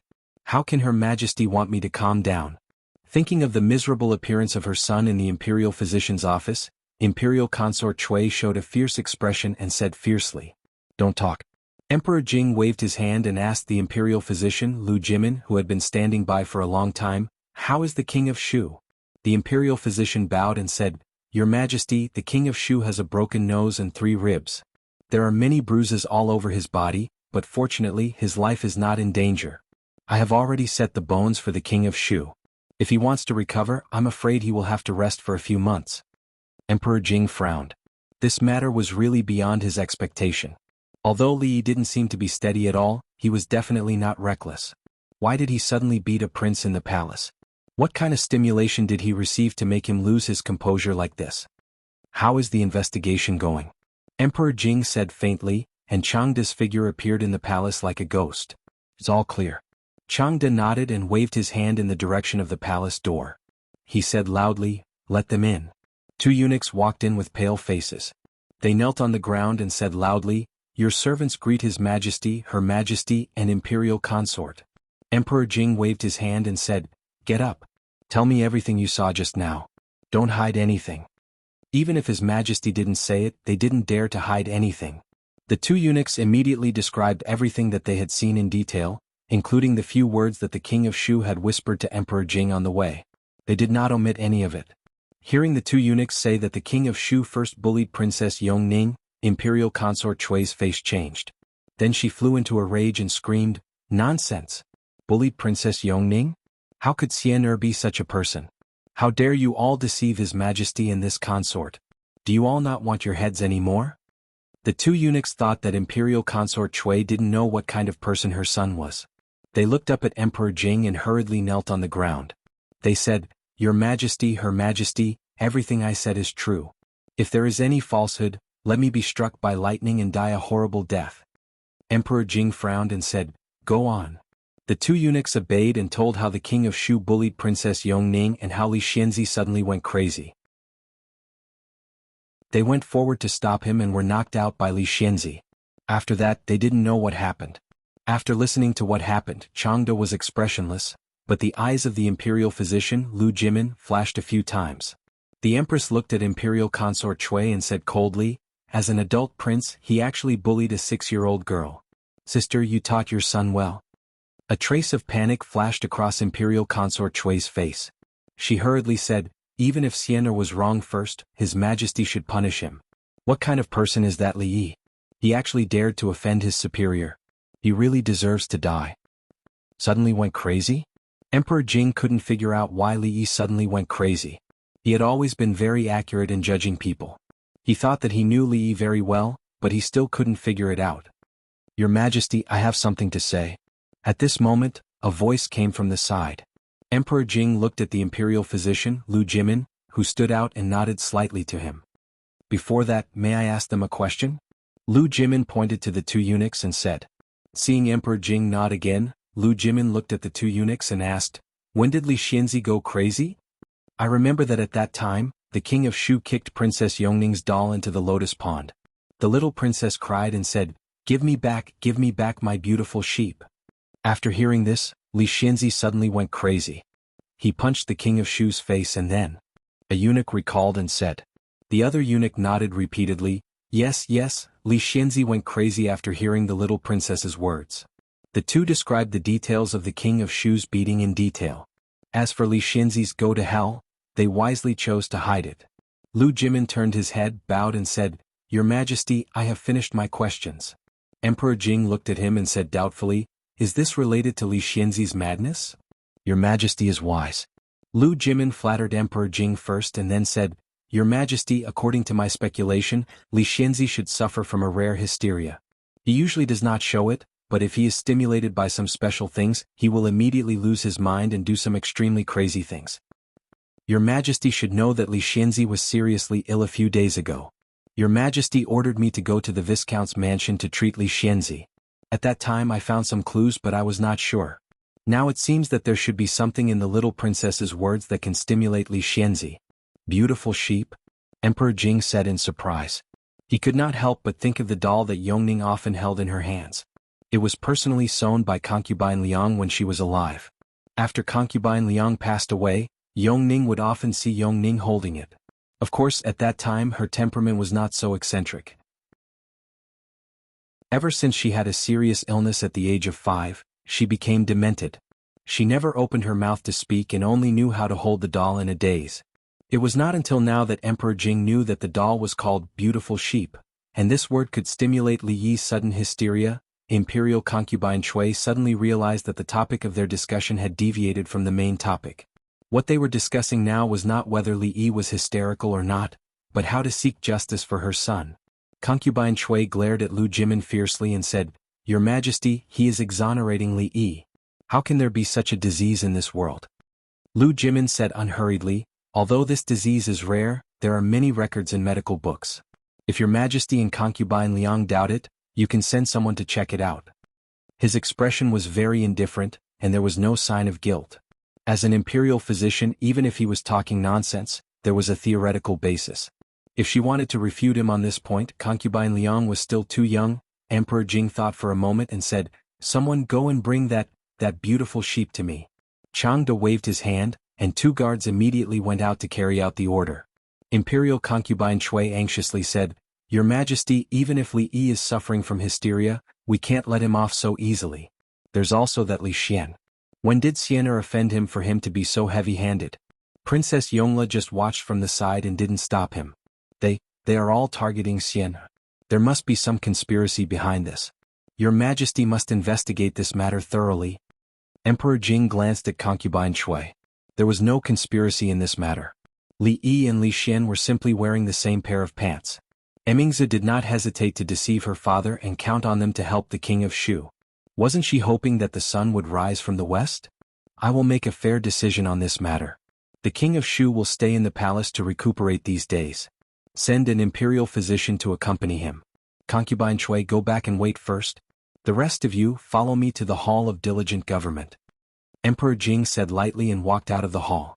The Hall of Diligent Government was the place where Emperor Jing usually reviewed memorials and dealt with state affairs. Li Yi and Li Xian were now locked up here. Li Xian walked back and forth in the hall with a worried expression on his face. He was not worried about what kind of punishment he would receive for beating up the king of Shu, but he was worried about Li Yi. Since he was locked up here, he had been leaning against the pillar and giggling alone. He never responded to him when he talked to him. He did not know if he was possessed by evil spirits or was suffering from hysteria. Hey, what's wrong with you? Li Xian stretched out his palm and waved it in front of his eyes, but he still did not get any response. When he couldn't help but reach out and pinch him, there was finally a movement at the door. Li Xian looked back and hurried over. He said respectfully, Li Xian greets your majesty and your highness. The empress took his hand and looked him up and down. She asked with concern, Xian, how are you? Are you hurt? No. Li Xian said with some embarrassment. Emperor Jing glanced at him and asked, where is Li Yi? Li Xian pointed to the pillar not far away awkwardly. Emperor Jing strode over. When he saw Li Yi's appearance, he could not help but be shocked. Was what Imperial Physician Lu said true? Your Majesty, after seeing County Magistrate Li, I feel that my guess is almost right. Imperial Physician Lu thought that County Magistrate Li was indeed County Magistrate Li. His cooperation and acting skills were simply flawless. Bold Li Yi, do you know your crime? Emperor Jing looked at him and suddenly said coldly. Li Yi had a faint smile on his face. He seemed to be completely immersed in his own world and was not moved at all. The atmosphere in the hall was a little awkward for a while. Ahem. Emperor Jing coughed and his old face could not help but turn red. Your Majesty, you can't wake County Magistrate Li like this. Lu Jimin hurried forward and stretched out his hands to slap in front of Li Yi's eyes. He said loudly, County Magistrate Li, what is a beautiful sheep? Li Yi's body shook violently. He looked up and saw Emperor Jing standing in front of him with a black face. He was shocked and said, Your Majesty, when did you come? Li Yi, do you know your crime? Emperor Jing looked at him and repeated what he had just said. We'll talk about this later. Li Yi showed a trace of excitement on his face and said, Your Majesty, I think I know how to cure Princess Yongning's illness. The corners of Changda's mouth twitched, and the expressions on the faces of several palace guards were quite interesting. In the whole palace, no, in the whole world, who dared to speak to His Majesty like this after being questioned in person? Who else but County Magistrate Li? Is this true? Emperor Jing's eyes flashed fiercely and his breathing became slightly rapid. Concubine Liang had a weak temperament and was his favorite concubine. Her early death was still a pain in his heart until now. Yongning's character was almost the same as concubine Liang's, so he was naturally very fond of Yongning. However, after a serious illness, she suffered from the illness of losing her soul. She did not even recognize him, the emperor father, which made him feel helpless and disappointed. If Li Yi could really cure her as long as he did not commit the crime of rebellion and treason, so what if he was pardoned? What's more, this time he did not? Is what you said true? After all, he was the emperor of a country. When Emperor Jing spoke again, his tone had returned to calmness. However, the excitement in the depths of his eyes could not be concealed. Yes. Li Yi took a deep breath and said, Is he serious? Li Xian stood at the door of a palace and said with some uncertainty, If he said it's possible, then it should be possible.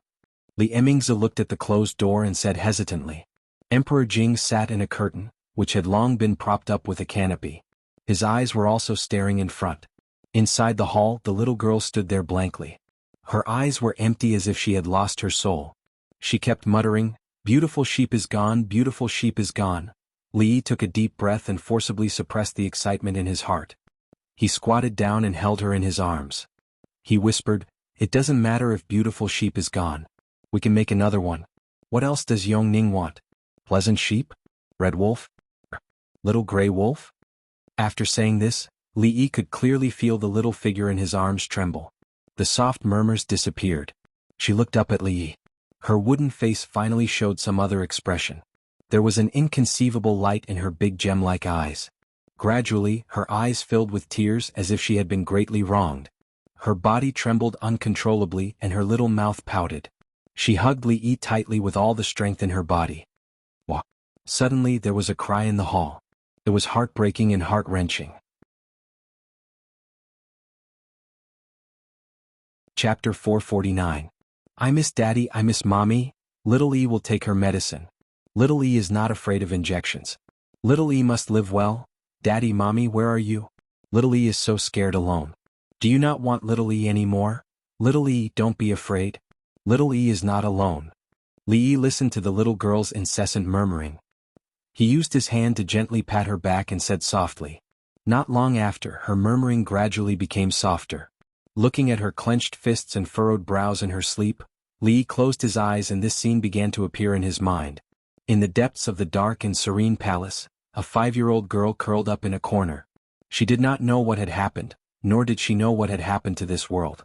Perhaps when she woke up, her daddy and mommy who loved her were gone, and the only one who accompanied her was a doll by her side. Although it wasn't good-looking and couldn't be compared to her beautiful sheep doll, it was her only playmate at the moment.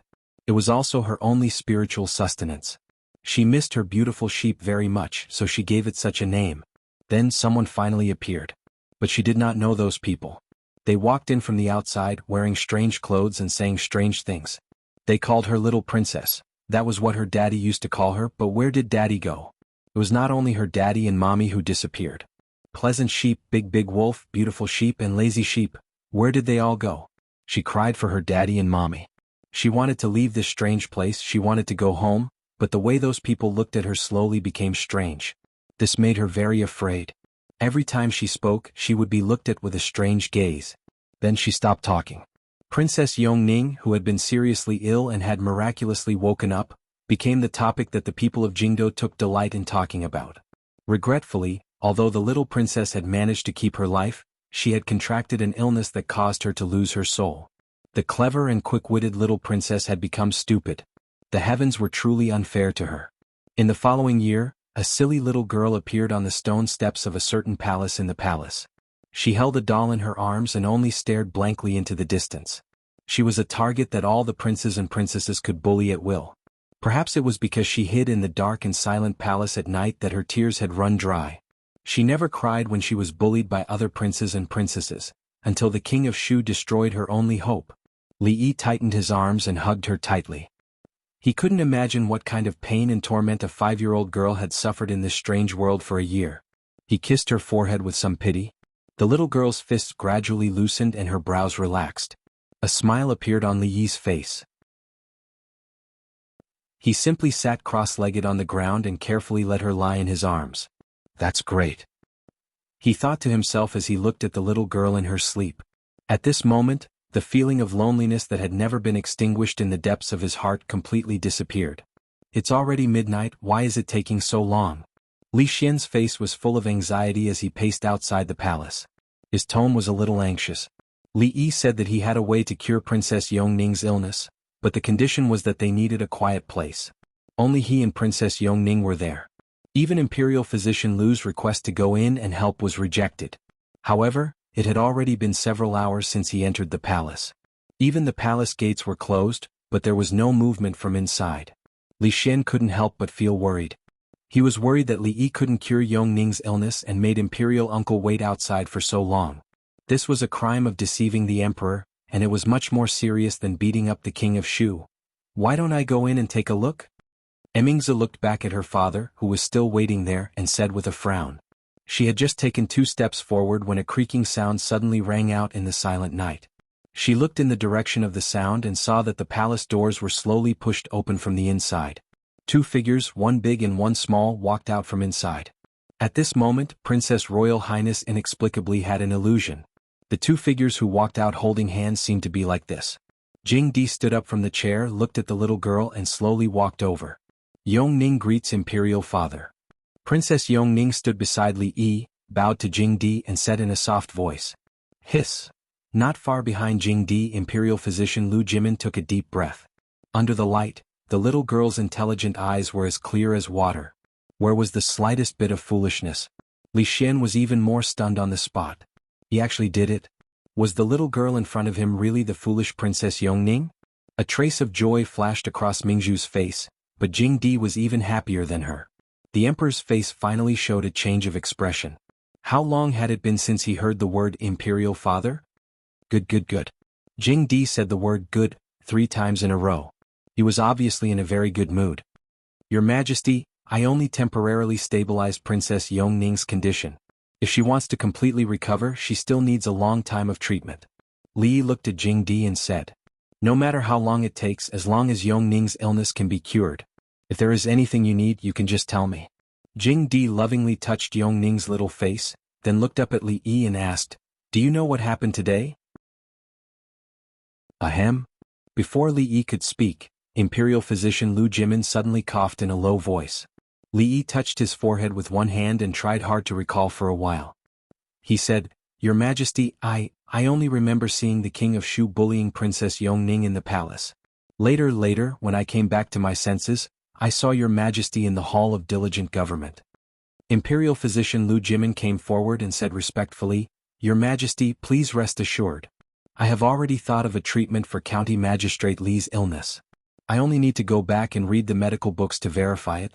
I believe that County Magistrate Li will soon be cured. Jing Di glanced at Li Yi and said, The palace is closed today. You should stay in the palace and leave tomorrow morning. Yongning's body has just improved. Take her to rest early. Jing Di ordered. The eunuchs and palace maids who served Yongning immediately came forward. The little girl looked at Li Yi with reluctance. Thinking of what he had just warned her, she gritted her teeth and left, looking back 3 times. Jing Di did not mention the matter of the King of Shu until he left. It seemed that he had completely forgotten about it. When Li Yi and Li Xian were taken to a side hall by the eunuchs to rest, they remembered that they did not have a chance to send a message to their families today. Rui and the others should be very worried now.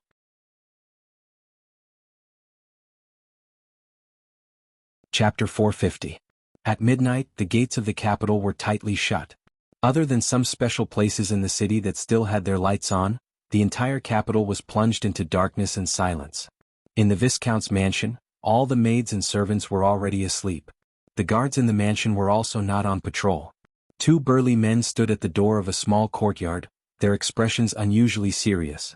In a room in the courtyard, it was slightly crowded. The news has already spread throughout the capital. It shouldn't be false. Since then, there has been no more news from the palace. I'm afraid that His Excellency has been kept in the palace. The palace is heavily guarded and there are countless skilled fighters. It is impossible to force our way in. Right now, no one knows the situation in the palace. However, after tomorrow's morning court session, everything will be clear. As long as His Excellency leaves the palace, even if he is locked up in the Ministry of Justice's prison, it is not impossible for us to succeed. However, after rescuing His Excellency, we can no longer stay in the capital. We have to leave immediately. The water route is perfect. However, before that, we have to make some other arrangements. The thin middle-aged man thought for a moment and spoke again. Everything depends on tomorrow. Right now, there is no need to be too anxious. Although the King of Shu's status is extraordinary, this matter also involves the Crown Prince of King Ning. Even the current emperor must consider King Ning. This matter will definitely be the focus of tomorrow's morning court session. What we need to do now is to wait. Wait my ass. We don't even know how His Excellency is doing in the palace. Fong slammed the table and said angrily. Lu Luo glanced at him and said, This matter is of great importance. If we are not careful, we will be doomed eternally. Brother Fong, please calm down first. Otherwise, not only will we not be able to rescue His Excellency, but we will also lose our lives in vain. Fong clenched his fists tightly and breathed heavily. The veins on his forehead bulged, but in the end, he did not speak again. Other than the brothers Lu Luo and Lu Mang, everyone else in the room was from the original Willow Leaf Stockade that had moved to the capital with Lao Fong from Qing and Prefecture. Many of them were even more hot-tempered than Lao Fong, but the situation this time was unusual. Everyone was unusually quiet. Not long after, the door opened and everyone dispersed. Rui walked out of the courtyard and took 2 steps toward the courtyard next door. Suddenly, a voice came from the courtyard.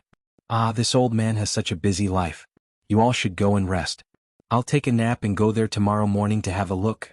Thank you, second uncle. Rui heaved a long sigh of relief. She closed the courtyard door and sat on a stone bench in the courtyard. Mississippi. Lu leaned against the stone table with her sword in her arms and said, "I'll wait at the palace gate tomorrow morning." Rui nodded. That was probably the place where she could get the news the fastest. Although she wanted to go there herself, if the situation changed, she needed to make more preparations. She had to think about their future from now on. Remember to stay calm when you're in trouble. Don't be reckless, she reminded. Mississippi Lu did not respond and walked back to her room. Xiao Huan stood at the door with panic and helplessness on her face. Rui walked over and hugged her gently. She whispered in her ear, "Don't worry. Everything will be fine. Now go to sleep." It was a silent night. No one knew what had happened in the mansion, but everyone felt strange. The maids and servants who had woken up early in the morning felt it the most. Second Miss went out before dawn. Madame and Miss Xiao Huan also left by car. Even the families outside the mansion did not open their doors. It seemed that there were a lot less people in the mansion. Especially when the sun rose, the old man had not moved the strange chair out to bask in the sun, which made the servants in the mansion even more confused. They thought that Lord Ju did not come back yesterday, and Madame went out early in the morning. So many people were not here. Did she bring people to catch? They thought of a possibility and immediately drove it out of their minds. This was the master's business. Not participating in the master's business was the first rule that servants in a big family should abide by. Today the Viscount's mansion seemed to be more peaceful, but the court was in an uproar. The Qi Kingdom's redemption of the city and the crown prince gradually faded from the attention of the officials. Another matter was put on the desk. Emperor Jing glanced at the thick stack of memorials to impeach Li Yi, the county magistrate of Chang'an. He casually flipped through a few and lost interest. He said, "What do you think about this matter? Tell me." "Your Majesty, Li Yi, the Prince of Chang'an County, beat the Prince of the Imperial Palace under the watchful eyes of the public. This kind of behavior is too bad. If we don't punish him severely, where will the dignity of the royal family and your Majesty be?" A middle-aged official stood up and said righteously. This person was the Assistant Minister of the Ministry of Rights. In addition to being in charge of education and diplomatic affairs, the Ministry of Rights was also responsible for maintaining everything related to the laws and regulations of the country. Of course, there was a more important reason why the Assistant Minister of the Ministry of Rights stood out. His surname was Qin, and Marquis Chen's mansion had always been close to the King of Shu. When such a thing happened, he would definitely stand on the side of the King of Shu. Assistant Minister Qin is right. The county magistrate of Chang and Li Yi offended his superior and seriously injured the King of Shu in front of the officials. He must be severely punished. Another official stood out and said, "Assistant Minister Chen and Lord Wu are right. The county magistrate of Chang and must be severely punished." "I agree." As soon as he stood out, several more people agreed and seconded his opinion. The censors in the imperial court were very free today. The impeachment was actually their business, and the officials had always stood against them. However, today all the officials were surprisingly unified. One after another they rushed to express their opinions. They had no chance to speak at all. Of course, as the supervising censor, Heir Li Xian was also one of the main characters in the fight. The censorate still cared about their reputation. If they didn't have to say anything today, they wouldn't say anything. If someone pointed out this matter, where would they hide their face? Today's matter was not like other debates about the crown prince or other matters, where the officials had different opinions and could not wait to fight. Today, everyone who stood out condemned the county magistrate of Chang and county magistrate Li Yi. The general meaning was that Li Yi was lawless and offended his superior. He had beaten up a prince in the palace in front of so many people. This was a vile act that had not happened in the past decades. The main culprit was Li Yi. If he did not kill him, the people would not be appeased. If he did not kill him, the people would not be appeased. In the process, they also emphasized the miserable state of the King of Shu. If the King of Shu had not been so seriously injured, they might have carried him here for everyone to see. They would definitely be able to gain enough allies. In contrast to these people, the old generals were all dozing off in the court. Assistant Minister of the Ministry of Personnel, Li Mingze, had a calm expression from beginning to end and did not say a word. At this moment, a young censor stood out. One of the officials of Prime Minister Qin, who was about to go up, stopped in his tracks. This censor, named Song Lang, had been appreciated by His Majesty a few days ago. His words would definitely carry more weight. "Your Majesty, I impeach the supervisor of Jiangyi Province, Li Xian. As a censor, he did not fulfill his duty as a censor. He knowingly broke the law and beat up a prince together with the county magistrate of Chang'an. He should be punished with the same punishment. Your Majesty, please make a decision. After Song Lang finished speaking, he stood there quietly. The voices in the court suddenly became much quieter. Several officials of the censor felt their hearts skip a beat at the same time. They secretly cursed Song Lang in their hearts. How could this matter be mentioned in the court? Prince Ning only had one son. If he was really punished with the same punishment, it would not take long for the censor's office to be demolished. Wasn't Prime Minister Qin's position high enough? The officials of Prime Minister Qin's faction were usually arrogant enough in the court, right? But none of them mentioned the matter of Crown Prince Li Xian just now. It was not because they had forgotten but because they did not dare to. Not only were the censors cursing Song Lang in their hearts, but the official who wanted to severely punish Li Yi also had a dark expression on his face. This rash young man was really touching the pot that shouldn't be boiled. Originally, everyone was well aware of this matter. But after he made such a fuss, it had to be put on the table. The assistant minister of the Ministry of Rights, who was the first to speak, braced himself again and said, "It is obvious to all that Li Yi, the county magistrate of Chang'an, is the culprit of this matter. Crown Prince Li Xian may have been bewitched by him. Moreover, he did not cause much harm to His Highness, the King of Shu." The young censor Song Lang's words caused a sudden change in the court. From wanting to convict Li Yi, the county magistrate of Chang'an, to wanting to exonerate Li Xian, the crown prince of Prince Ning, this made all the officials secretly despise him. A young official looked at the officials in the court who were intimidated by Ning Wang's power and were able to say such words that went against their will without blushing or panting. He sighed and was disappointed. So what if he was Ning Wang? Could he be more powerful than the emperor, more powerful than the laws of the country? Thinking of his 10 years of hard work and his lofty ideals of doing his best to serve the country, a trace of determination appeared on the young official's face. He strode forward and spoke his own voice. "I second the motion." Looking at the performance of countless officials in the court, Emperor Jing finally waved his hand. A eunuch took out a booklet from his sleeve and walked down. He handed it to Prime Minister Shen and Prime Minister Qin, who were standing in front of the officials and had not spoken a word. Since ancient times, the left was the most respected. Therefore, between the left and right prime ministers, although Prime Minister Qin was the most powerful in the court, Prime Minister Shen's status was higher. Prime Minister Shen took the booklet and opened it with a puzzled look. After a while, his expression became a little strange and he handed the booklet to Prime Minister Qin. Seeing the expression on Prime Minister Shen's face, Prime Minister Qin could not help but have a bad premonition. He took the booklet and looked at it. After a while, when the booklet was handed out from Prime Minister Qin's hand, his expression also began to become a little ugly. As this booklet was circulated among the officials, the sound of exclamations and gasps could be heard in the hall. The officials all had different expressions. Gradually, the court became strangely quiet. Many officials looked at Prime Minister Qin and the officials who were close to the King of Shu. Although they did not say it explicitly, the meaning was self-evident. As an adult prince, he actually took the initiative to bully a young and stupid princess. When His Majesty was seriously ill, not only did he not stay in the palace to fulfill his filial duties, but he also held a banquet in his mansion. Thinking of the King of Shu's previous actions, Prime Minister Qin, tell me, what kind of person do you want to help ascend the throne? If someone with such a temperament became the emperor, many officials felt that their lives would be greatly threatened. This was only one point in the booklet. In addition, what about the intermittent hysteria of the Prince of Chang'an County? This booklet was sent from His Majesty, so there was no doubt about its authenticity. With the testimony of the Imperial Physician Bureau, the illness of the Prince of Chang'an County should not be fake. The Prince of Chang'an County was actually suffering from hysteria. No one had ever known about this before. But in this way, the mystery in everyone's hearts was finally explained. No wonder he would do such a thing.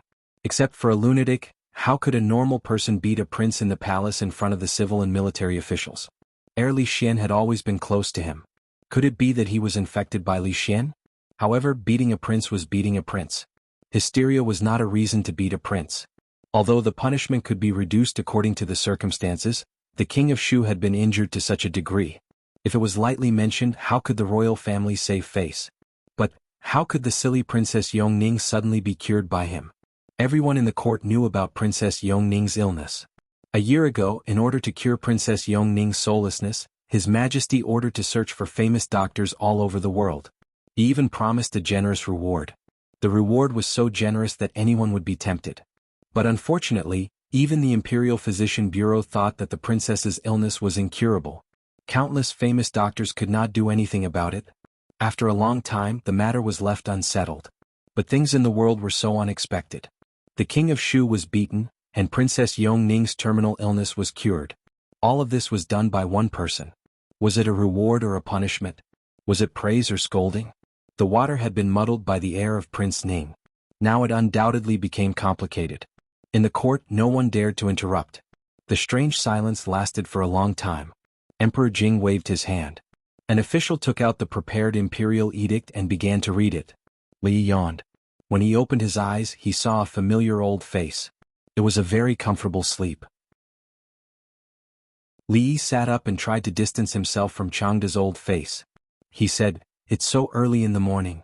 Is there anything I can help you with, Chief Steward Chang?" "County Magistrate Li, it's time for you to leave the palace." Changda was expressionless and said lightly. A palace maid had already brought the toiletries. After washing up, Li stepped out of the hall. There was a warm breeze outside and the sun was shining brightly. "How did you cure Princess Yongning?" Li turned around and saw Changda standing in the hall looking at him. "Before I answer this question, can I ask Chief Steward Chang a question?" Li crossed his arms and looked at him. "Speak," Changda said lightly. "Do you know the Sunflower Manual?" Li looked at him and asked with great interest. When Li walked briskly out of the palace, Changda, who was standing at the entrance of a palace and muttering the words Sunflower Manual, seemed to feel something. He suddenly turned his head and looked in a certain direction. He looked at the empty hall. The confusion on his face lasted for a moment before he slowly withdrew his gaze. At the same time, the manager of the catering department looked at the rows of servants with a gloomy expression. He said angrily, "Speak. Who stole the white-cut chicken that His Highness Prince Jean asked for?" The people of a certain street in the capital were surprised to find that a smoothie shop that had been very popular recently was not open. They paced around the entrance for a moment before leaving with some regret. In the backyard of the shop, the woman in white had a calm expression. A few sturdy figures sat there and looked in the direction of the palace. The atmosphere was extremely tense. Chapter 451. The stone steps leading to the outside of the palace were very long. The guards at the palace gate were still expressionless. Their sharp eyes scanned the surroundings to prevent unrelated people from approaching. Li walked out of the palace gate and looked back. At this moment, everything seemed to be normal but also seemed to be different. It was not noon yet, but the sun was shining brightly and the temperature was just right. The woman standing under the willow tree with a sword in her arms was even more beautiful. Life was so beautiful, and Li was in an extremely good mood. He strode over, opened his arms and gave Mississippi Lu a big hug. Because he was too happy, he picked her up and spun her around. At the critical moment, he remembered that this was Mississippi Lu, not Xiao Huan or Yongning, so he did not dare to kiss her pretty face or forehead. Before she could react, Li quickly put her down and then waved his hand. "Go home." Looking at his back, Mississippi Lu gradually put down her arms that were holding the sword, as if she had put down something extremely heavy at the same time. A few hundred meters away from the palace gate, a man who was sitting under a big tree and chatting with a tea vendor turned his head to look, and a trace of joy appeared on his face. He stood up and quickly disappeared into the alley. Not long after, the people on a certain street were surprised to find that the smoothie shop that was tightly closed in the morning had actually opened for business. They hurriedly rushed to the door of the shop. A few days ago, the shop had released a few new products. Because there were too many people queuing every day, they had not tried it for several days.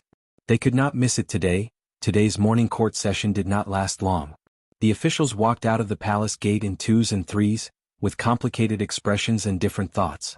Everyone was thinking about the content of the imperial edict from His Majesty just now.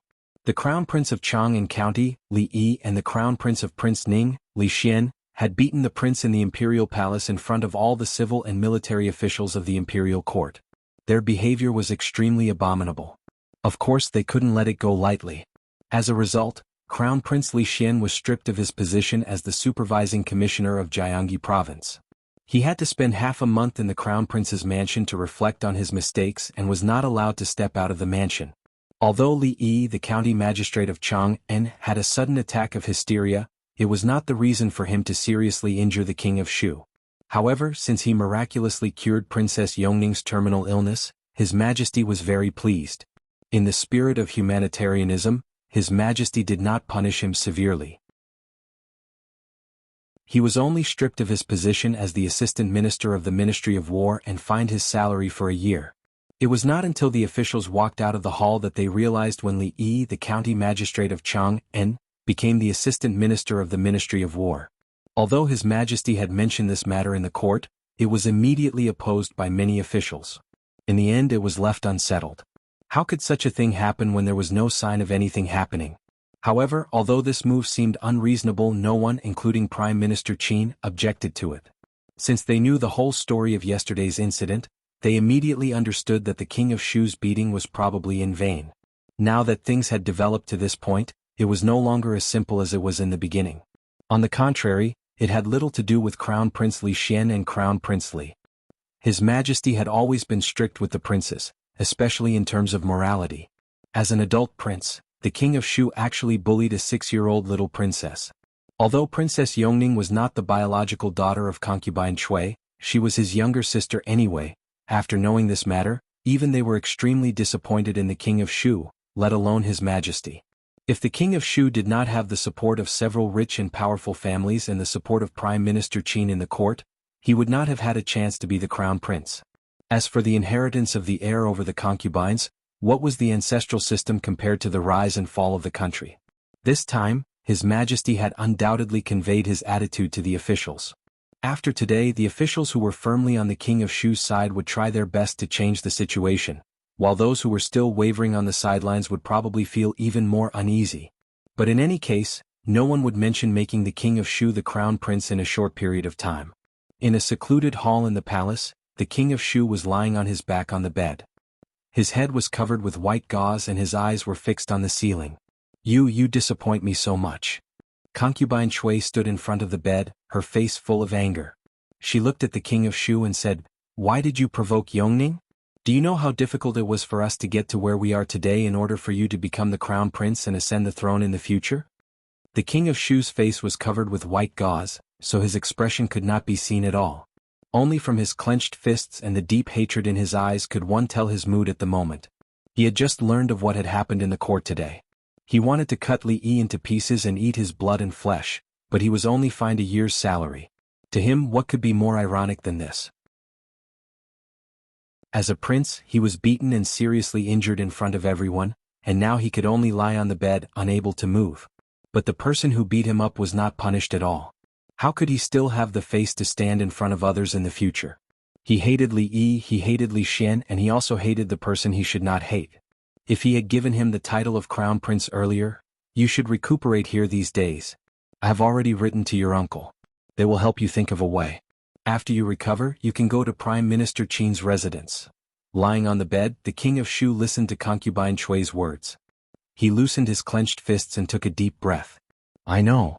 He gritted his teeth and squeezed these words out of his mouth. For many people, the King of Shu's loss of power was not something to be happy about. According to the officials in the Shangshu province, Prime Minister Qin had been sullen today. It was rare for him to reprimand an official for a small matter. All the officials in the Shangshu province felt insecure. In Duke Chen's residence, a servant girl lowered her head to clean up the broken teacup. She did not even dare to breathe loudly, let alone look up. Recalling the conversation between the two masters just now, the servant girl outside the door quietly left and trotted towards a small courtyard. The officials and nobles who were close to the King of Shu were naturally not in a good mood. However, there were also people who praised Li Xianzi in their hearts. After the few princes who were still in the capital who were about to come of age heard about what happened today, their minds finally became active. They originally thought that with their strength, it was impossible for them to compete with the King of Shu.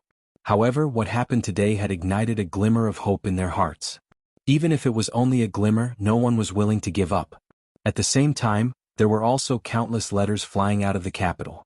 Their destination was the fiefdom of those princes who had come of age. In the crown prince's residence, Li Xian was having a headache dealing with the Wang family. In the viscount's residence, Li Yi was also humbly receiving lessons from the old mistress. The servant girls all felt that it was unfair for Lord Ju. Although they did not know what Lord Ju had done to make the old mistress so angry, Their monthly allowance had been doubled by Lord Ju. Naturally, they would side with Lord Ju. The servant girls in the residence counted with her fingers how much double the monthly allowance was. They could get a lot more every month. If this continued, they would be able to renovate their house in no time. She did not dare to think about it anymore. The chicken that the old mistress wanted had not been cooked yet. She did not understand why the old mistress specifically told the chicken not to be chopped in vain. Obviously, chopping in vain was her best method.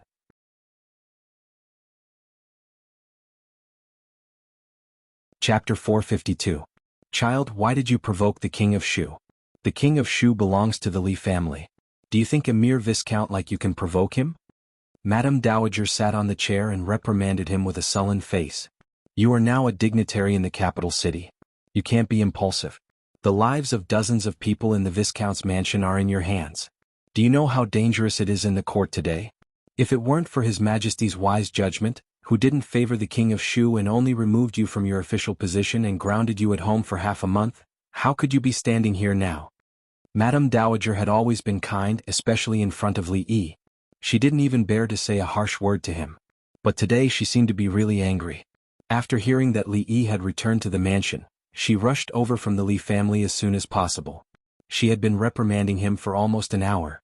At first, Li Yi could admit his mistake humbly and promise that he would never do it again. But later he really didn't know what to say and could only listen with his head lowered. Of course, Madame Dowager was also very protective of him. After all, the King of Shu was a prince of a country. He represented the face of the royal family and had a very strong influence in the court. Normal people wouldn't provoke him. Moreover, what he had done could no longer be described as provoking. To be honest, it wasn't that he had nothing better to do. He just wanted to play with the King of Shu after eating and drinking. In the situation at that time, when he heard Princess Yongning's words, he felt as if his brain was about to explode. Blood rushed to his head.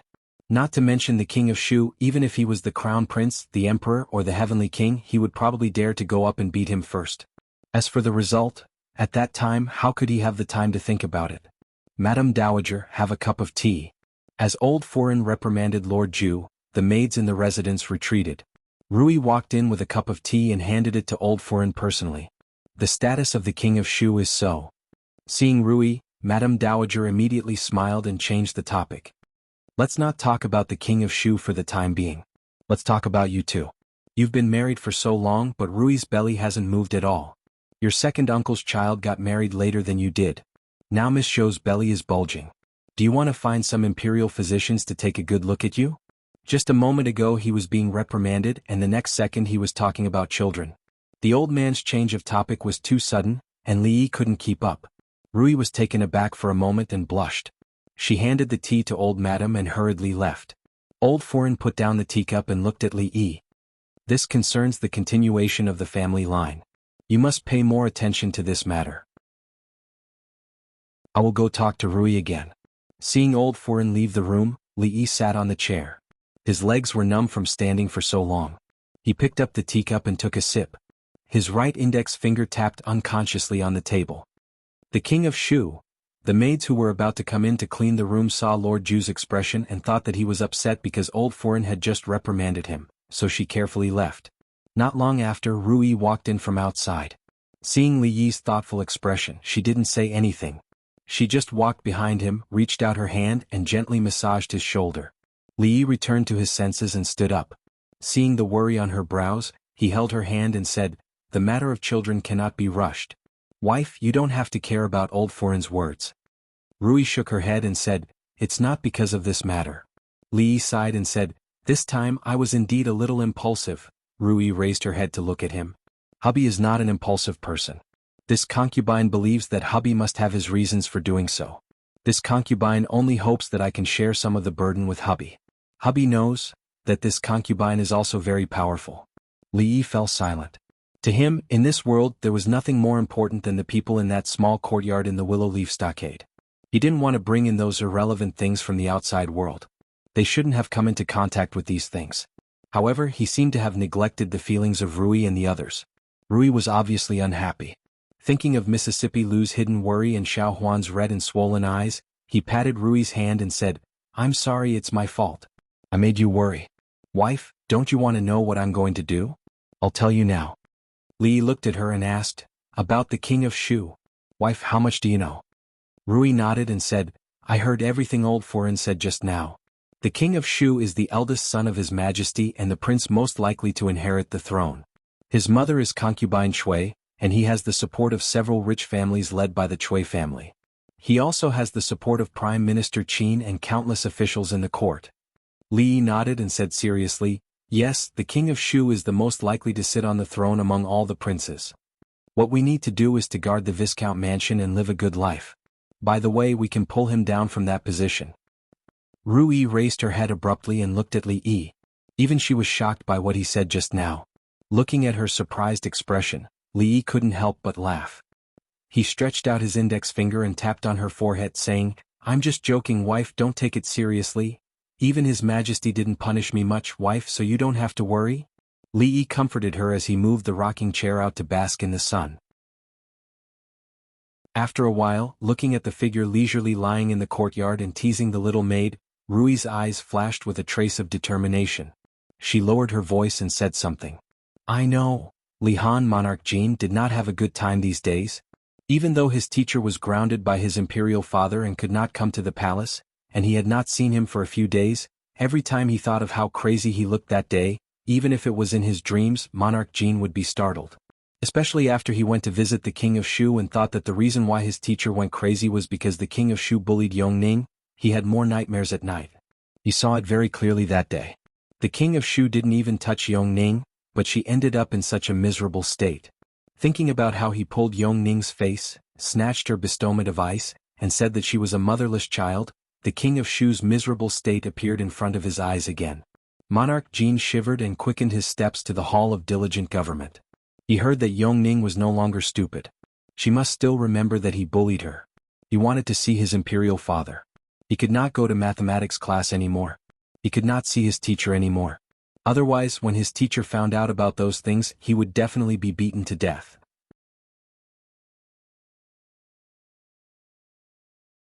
Chapter 453. In the Hall of Diligent Government, in addition to Emperor Jing who was sitting in the seat of honor, there were many people in the hall.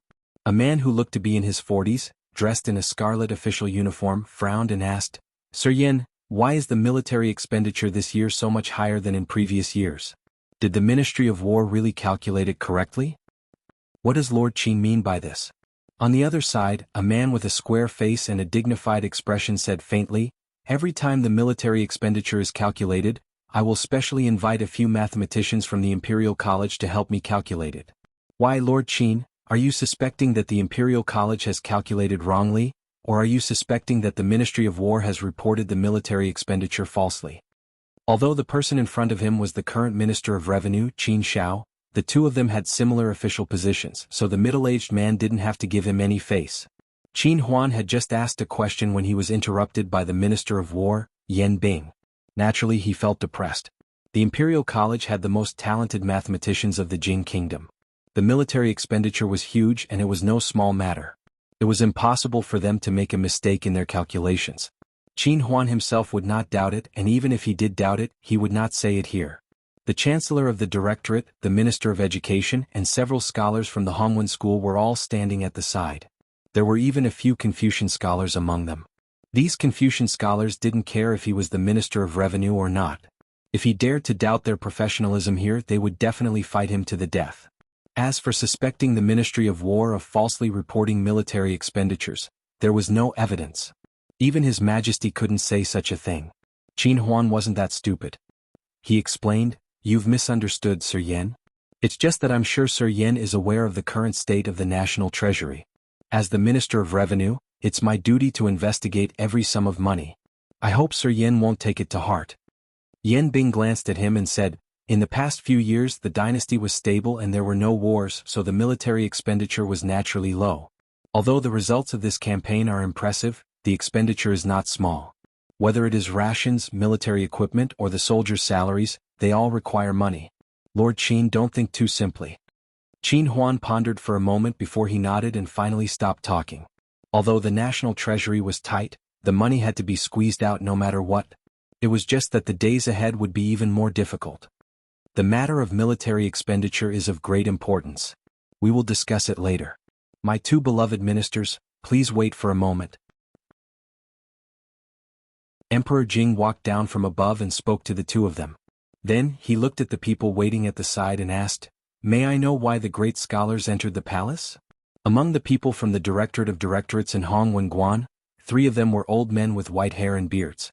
Although their positions were not high, they had spent their entire lives teaching and had many achievements. Even Emperor Jing had to give them enough respect. An old man stepped forward and bowed to Emperor Jing, saying, "Your Majesty, I heard that the county magistrate of Chang and Li Yi taught the princes and princesses arithmetic at the age of 20. Is this true?" "It's true." Emperor Jing's eyes flashed with a strange light and he nodded. "Please forgive me for speaking bluntly." The old man stroked his beard and said, "This is too ridiculous.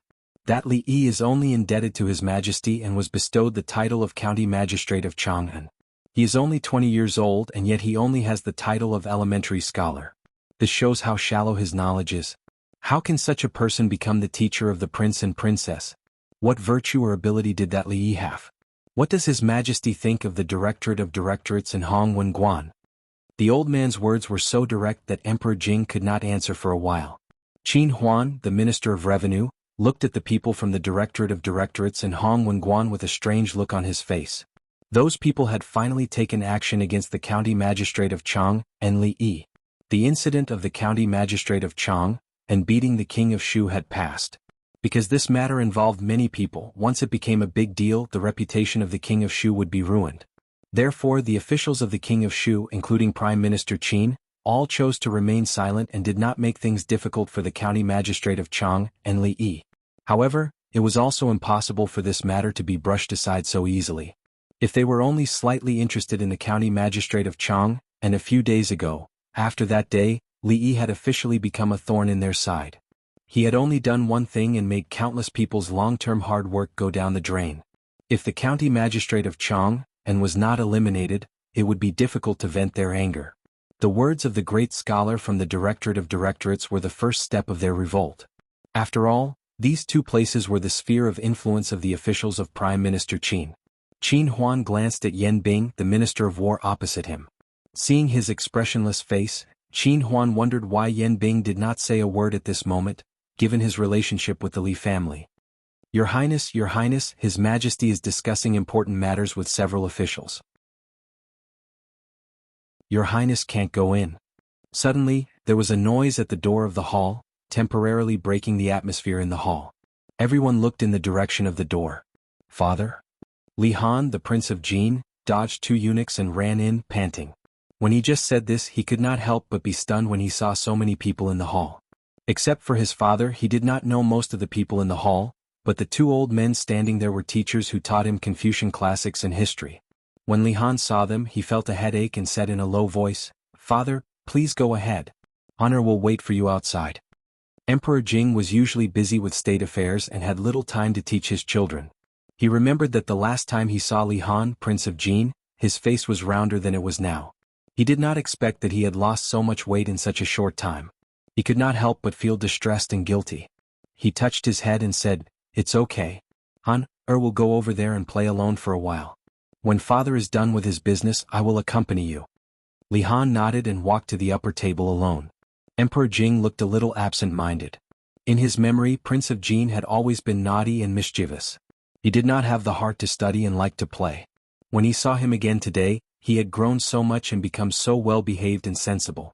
As a father, he did not even know when his child had grown up. As an emperor, he was undoubtedly qualified, but as a father. Emperor Jing sighed in his heart, and his expression could not help but become gloomy. The appearance of Prince of Jin was only a small interlude. Seeing him walk to the back, a secretary of the Imperial College stood up and said, "Your Majesty, that Li Yi abandoned the calculation method and introduced that abo number. This is an act of forgetting his roots. How can such a person who forgets his ancestors become the teacher of the princes? The education of the princes is the most important thing. Your Majesty must not be careless. Could it be that the Imperial College's Doctor of Mathematics is inferior to a mere scholar? The County Magistrate of Chang and City, Li Yi, is immoral and incompetent. How can he teach our princes? Your Majesty, please reconsider and do not let the princes down. If this matter is spread, I am afraid that the people will laugh at us and think that there is no one in the Imperial College. The people of the Imperial College and the Hongwen School did not feel the change in Emperor Jing's mood. They all stepped forward and spoke sharply. There was only one request. The county magistrate of Chang'an City, Li Yi, had no talent and was not qualified to be the teacher of the princes and princesses. In order to prevent the princes from being delayed, they should choose a doctor of mathematics from the Imperial College to teach them personally. As for the county magistrate of Chang'an City, Li Yi, he should go back to where he came from. The people of the Imperial College and the Hongwen School tried to persuade Emperor Jing. On the table, Prince Jin Li Han was not interested in the conversation. He sat on a chair that did not match his body and looked around for a while. He felt a little bored and glanced at an open memorial on the table. He casually glanced at it and saw something familiar. He moved closer with interest.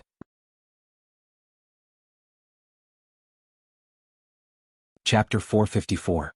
Qin Huan listened to the advice of the directorate and the Hongwen School. He waited quietly on the side without much change in his expression. Although his surname was Qin, he had nothing to do with Prime Minister Qin. Because of his sensitive identity, he had never agreed to be recruited by any prince. Moreover, deep down he did not approve of the king of Shu becoming the next emperor. If he was merely of mediocre aptitude, it would have been fine. It would have been difficult for the kingdom of Jing, which had been stabilized by several generations of emperors, to be completely defeated in his hands. However, the things that the king of Shu had done in recent days had caused him to become somewhat vigilant. Not to mention that the king of Jing kingdom was incompetent. If he did not have the most basic moral integrity and was surrounded by foreign enemies, there was a possibility that the king of Jing kingdom would perish. As for Li Yi, the prince of Chang'an County that everyone was talking about, Qin Huan never doubted His Majesty's ability to judge people. Since His Majesty asked him to teach the princes and princesses arithmetic, it meant that Li Xianzi was indeed qualified to do so. Anyway, this matter had nothing to do with him, so he stopped paying attention to it.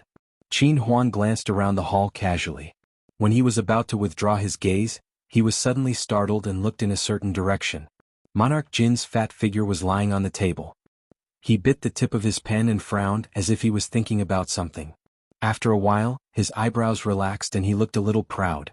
He picked up the pen and wrote quickly on the paper. After a while, he frowned again. Seeing this, Qin Huan suddenly felt a little confused. Seeing that the directorate belittled Li Yi's new arithmetic, Emperor Jing frowned and asked, "Isn't it said that the new arithmetic created by Li Yi is convenient and easy to use? I asked the directorate to try it out for a year. If it works, it will be promoted to the whole country. With such merit, why can't Li Yi be the teacher of the princes?"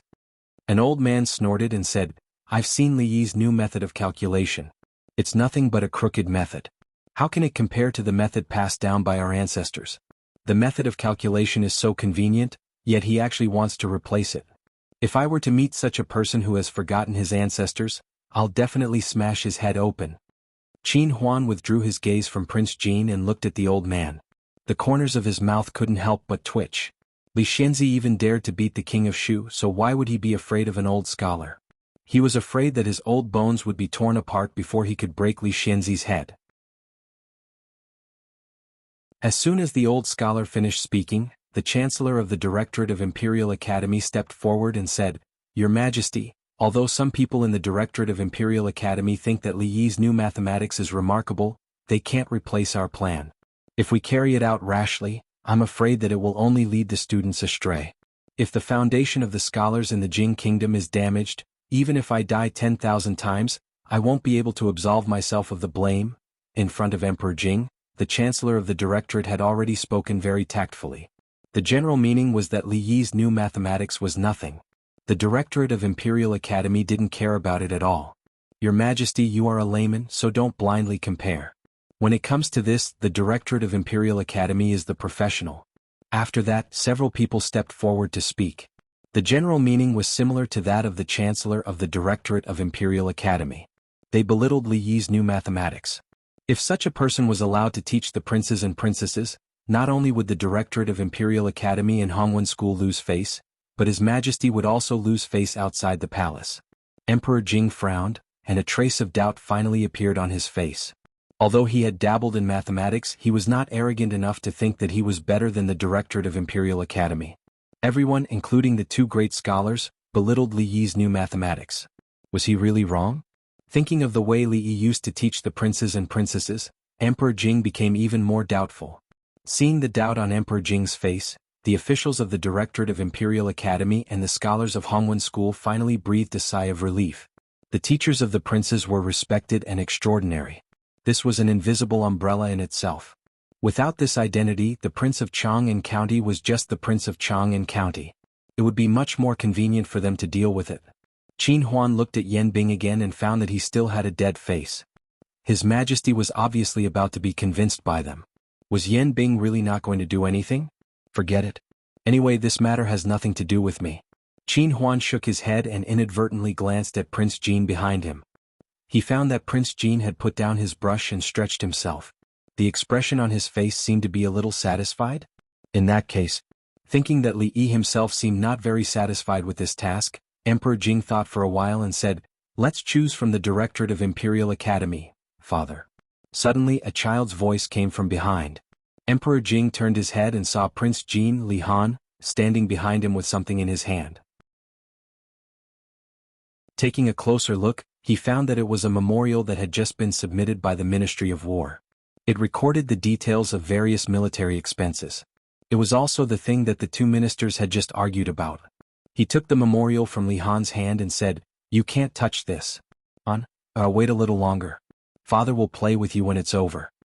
"Father, they made a mistake in one of the questions." Prince Jin raised his head and looked at Emperor Jing. The 9-year-old fat boy was actually quite handsome. When he raised his head and spoke, he had a kind of cute feeling. At this time, his face was a little proud, like a child who had done a good deed and was waiting for an adult to praise him. This was the truth. Emperor Jing was stunned for a moment. Then he smiled and shook his head, saying, Don't make trouble. Go over there to play."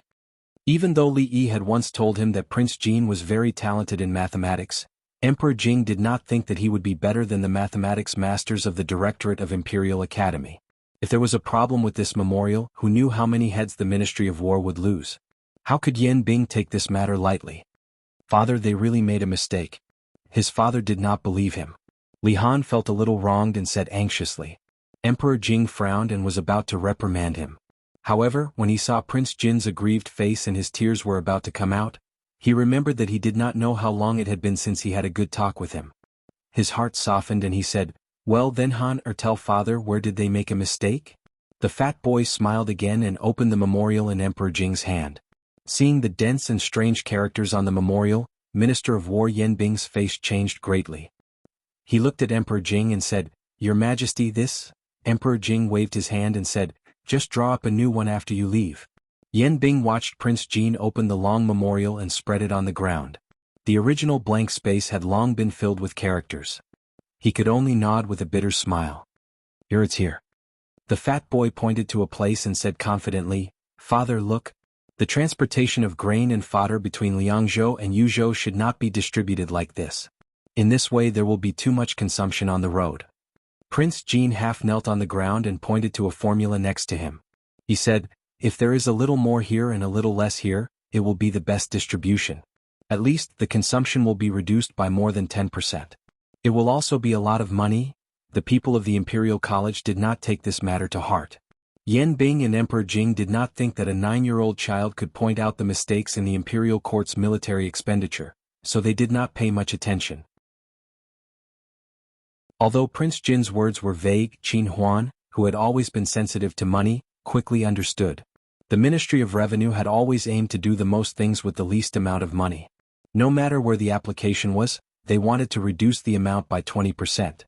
The amount of military expenditure was huge, and the Ministry of Revenue allocated the majority of it every year. He had always been very cautious. However, because the Ministry of War had its own calculation method and he had the help of the Imperial College's mathematical masters, Qin Huan almost never doubted their correctness. What was the result?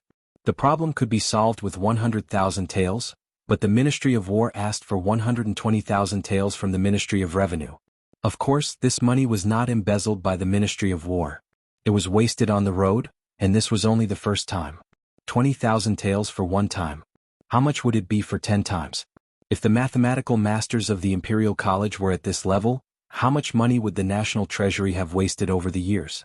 Qin Huan's heart was immediately filled with anger when he thought about the emperor's reduction of taxes, the emptiness of the national treasury, and how he worried about money every day. He had trouble eating and sleeping. The Ministry of War and the Imperial College were dragging the Ministry of Revenue down. Of course he would not be so impulsive. Prince Jean was only a child who was less than 10 years old. What if he made a mistake? So, Qin Huan squatted down and began to check his calculation. Not long after, Qin Huan's breathing gradually became heavy. He looked up at the Minister of War Yan Bing and the people of the Imperial College. His eyes were bloodshot, like a fierce beast choosing its prey.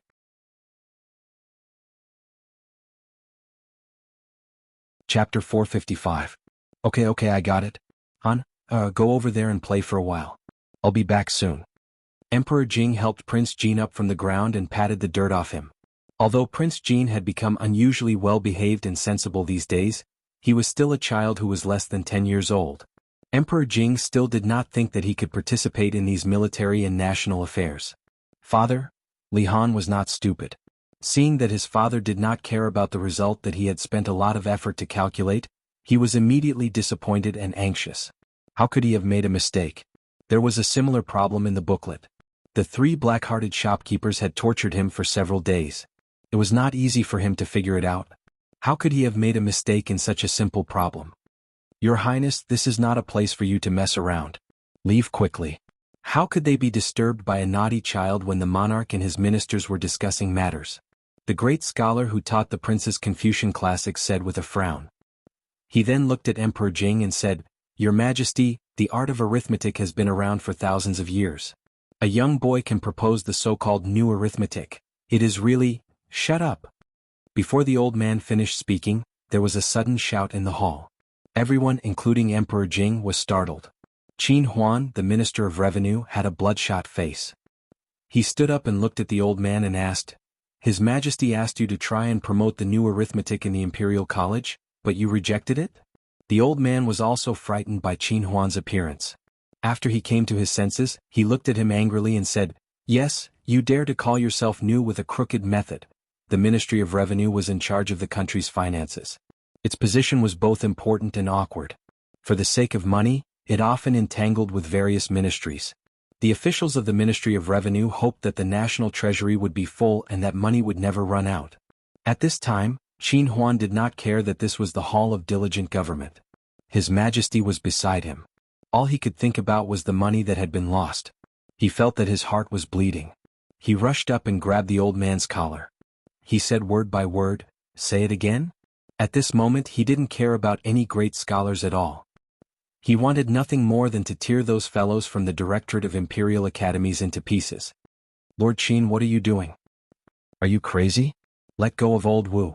Come, Lord Qin is crazy. Qin Huan, the Minister of Revenue, who had suddenly gone mad, shocked everyone again. They were afraid that he would beat Elder Wu up like Li Xianzi. What was going on in the Imperial Palace? Could it be that something evil had happened? In just a few days, a county magistrate and a minister had gone crazy one after another. It seemed that they needed to invite a few Taoist masters to exorcise the evil. The people from the directorate hurried forward to pull the two apart, but Qin Huan refused to let go. His furious gaze sent chills down their spines. Emperor Jing recovered from the shock and quickly said, Minister Qin, what happened? Let go of old Wu first and tell me slowly. Qin Huan's breathing was heavy. After taking a few deep breaths, he slowly loosened his grip. When he turned his head, his eyes were wet as he hissed, Your Majesty, the Directorate of Directorates has harmed the country. The old man he had grabbed by the collar was tidying up his clothes, but when he heard these words, a look of rage appeared on his face as he loudly shouted, Impudent! Official Qin, you are the Minister of Revenue, yet you dare to speak such words to insult my directorate. This old man will definitely report you in court in front of all the officials. Report your mother. At this moment, Qin Huan finally understood Li Xianzi's feelings. Even though the other party was a respected scholar, he still turned his head and scolded him before kicking him. The dignified scholar of the directorate had been kicked by the Minister of Revenue. The atmosphere in the hall suddenly became a little quiet. Mad official Qin was really mad. The people from the directorate were so agitated that they even forgot to help Elder Wu up. The Minister of War Yan Bing finally revealed a shocked expression. He had never thought that Qin Huan, who had always been known as a gentleman, would have such a violent side. Yan Bing admitted defeat to beating the directorate's great scholar in front of His Majesty. Li Han sniffled and looked at the scene in front of him. He suddenly had a bad premonition. Before anyone could say anything, Qin Huan picked up the memorial and handed it to an official of the directorate. With a trace of disappointment on his face, he said, "Take a look, all of you. There happened to be a professor of mathematics in the hall today." When he saw Minister Qin's appearance, he felt a chill in his heart and moved his head closer. A moment later, the professor's forehead was covered with a fine layer of sweat. He raised his head and wanted to say something, but his lips were trembling and he couldn't make a sound. Plop. The dignified professor of mathematics of the directorate collapsed to the ground with his legs weak. "Professor Su, what's wrong? What happened? Say something." Professor Su. The official of the directorate shook Professor Su's shoulder anxiously, only to find that his face was pale and his eyes were lifeless. He didn't say a word. Minister of War Yanbing, who was standing to the side, seemed to think of something. His face suddenly turned pale. When he looked at Qin Huan, he found that Qin Huan was looking at him with pity. His heart gradually sank into a bottomless abyss. Seeing that Emperor Jing was still a little confused, Qin Huan picked up the memorial and walked in front of Li Han. He said respectfully, "Your Highness Prince Jin, please tell us again." Even if Prince Jin was young and ignorant, he knew that something big had happened. He didn't want to show off anymore and ran out of the door. "Father, I suddenly remembered that Lady Mother was looking for me. I'll go back first." After running a few steps out of the hall, he was caught by the guards. Prince Jin said with some annoyance, "I've written it clearly. Why can't you understand it? I don't have time to tell you again. I have to go back to eat." Today was obviously not a good time to discuss with his father about not going to the mathematics class in the future. His father and those people looked at him strangely. Prince Jin decided to run away first. "Your Majesty, the method used by Prince Jin can save nearly 10,000 taels of silver just by transporting grain. I believe that County Magistrate Li's new mathematics is not only suitable for this. The officials of the directorate are doing nothing but doing nothing. They have eyes but fail to recognize Emingzu. It's a big mistake." Although Qin Huan calmed down, his tone was still angry. Does teacher teach you these things in class?" Emperor Jing thought for a moment, looked down at Prince Jin and asked. Thinking of the difficult problems in the booklet, Prince Jin shook his head and said, "This is nothing. Teacher's teaching is much more difficult than these." Emperor Jing touched his head with a smile and said, "Father knows. Go back first. Father has something important to discuss with these officials." Li Han felt as if he had been pardoned and ran out quickly. "We are guilty." When Prince Jin stepped out of the hall, all the people of the directorate knelt down and said in a trembling voice, "You're tuning in to the Han Li's Wuxia Chronicles YouTube channel. We're so grateful for your support and don't forget to subscribe to join us on this incredible journey through captivating stories. Your generosity through donations truly makes a world of difference, as it's the primary source of revenue that allows me to expand and enhance this channel for you. Thank you from the bottom of my heart for being a part of this adventure."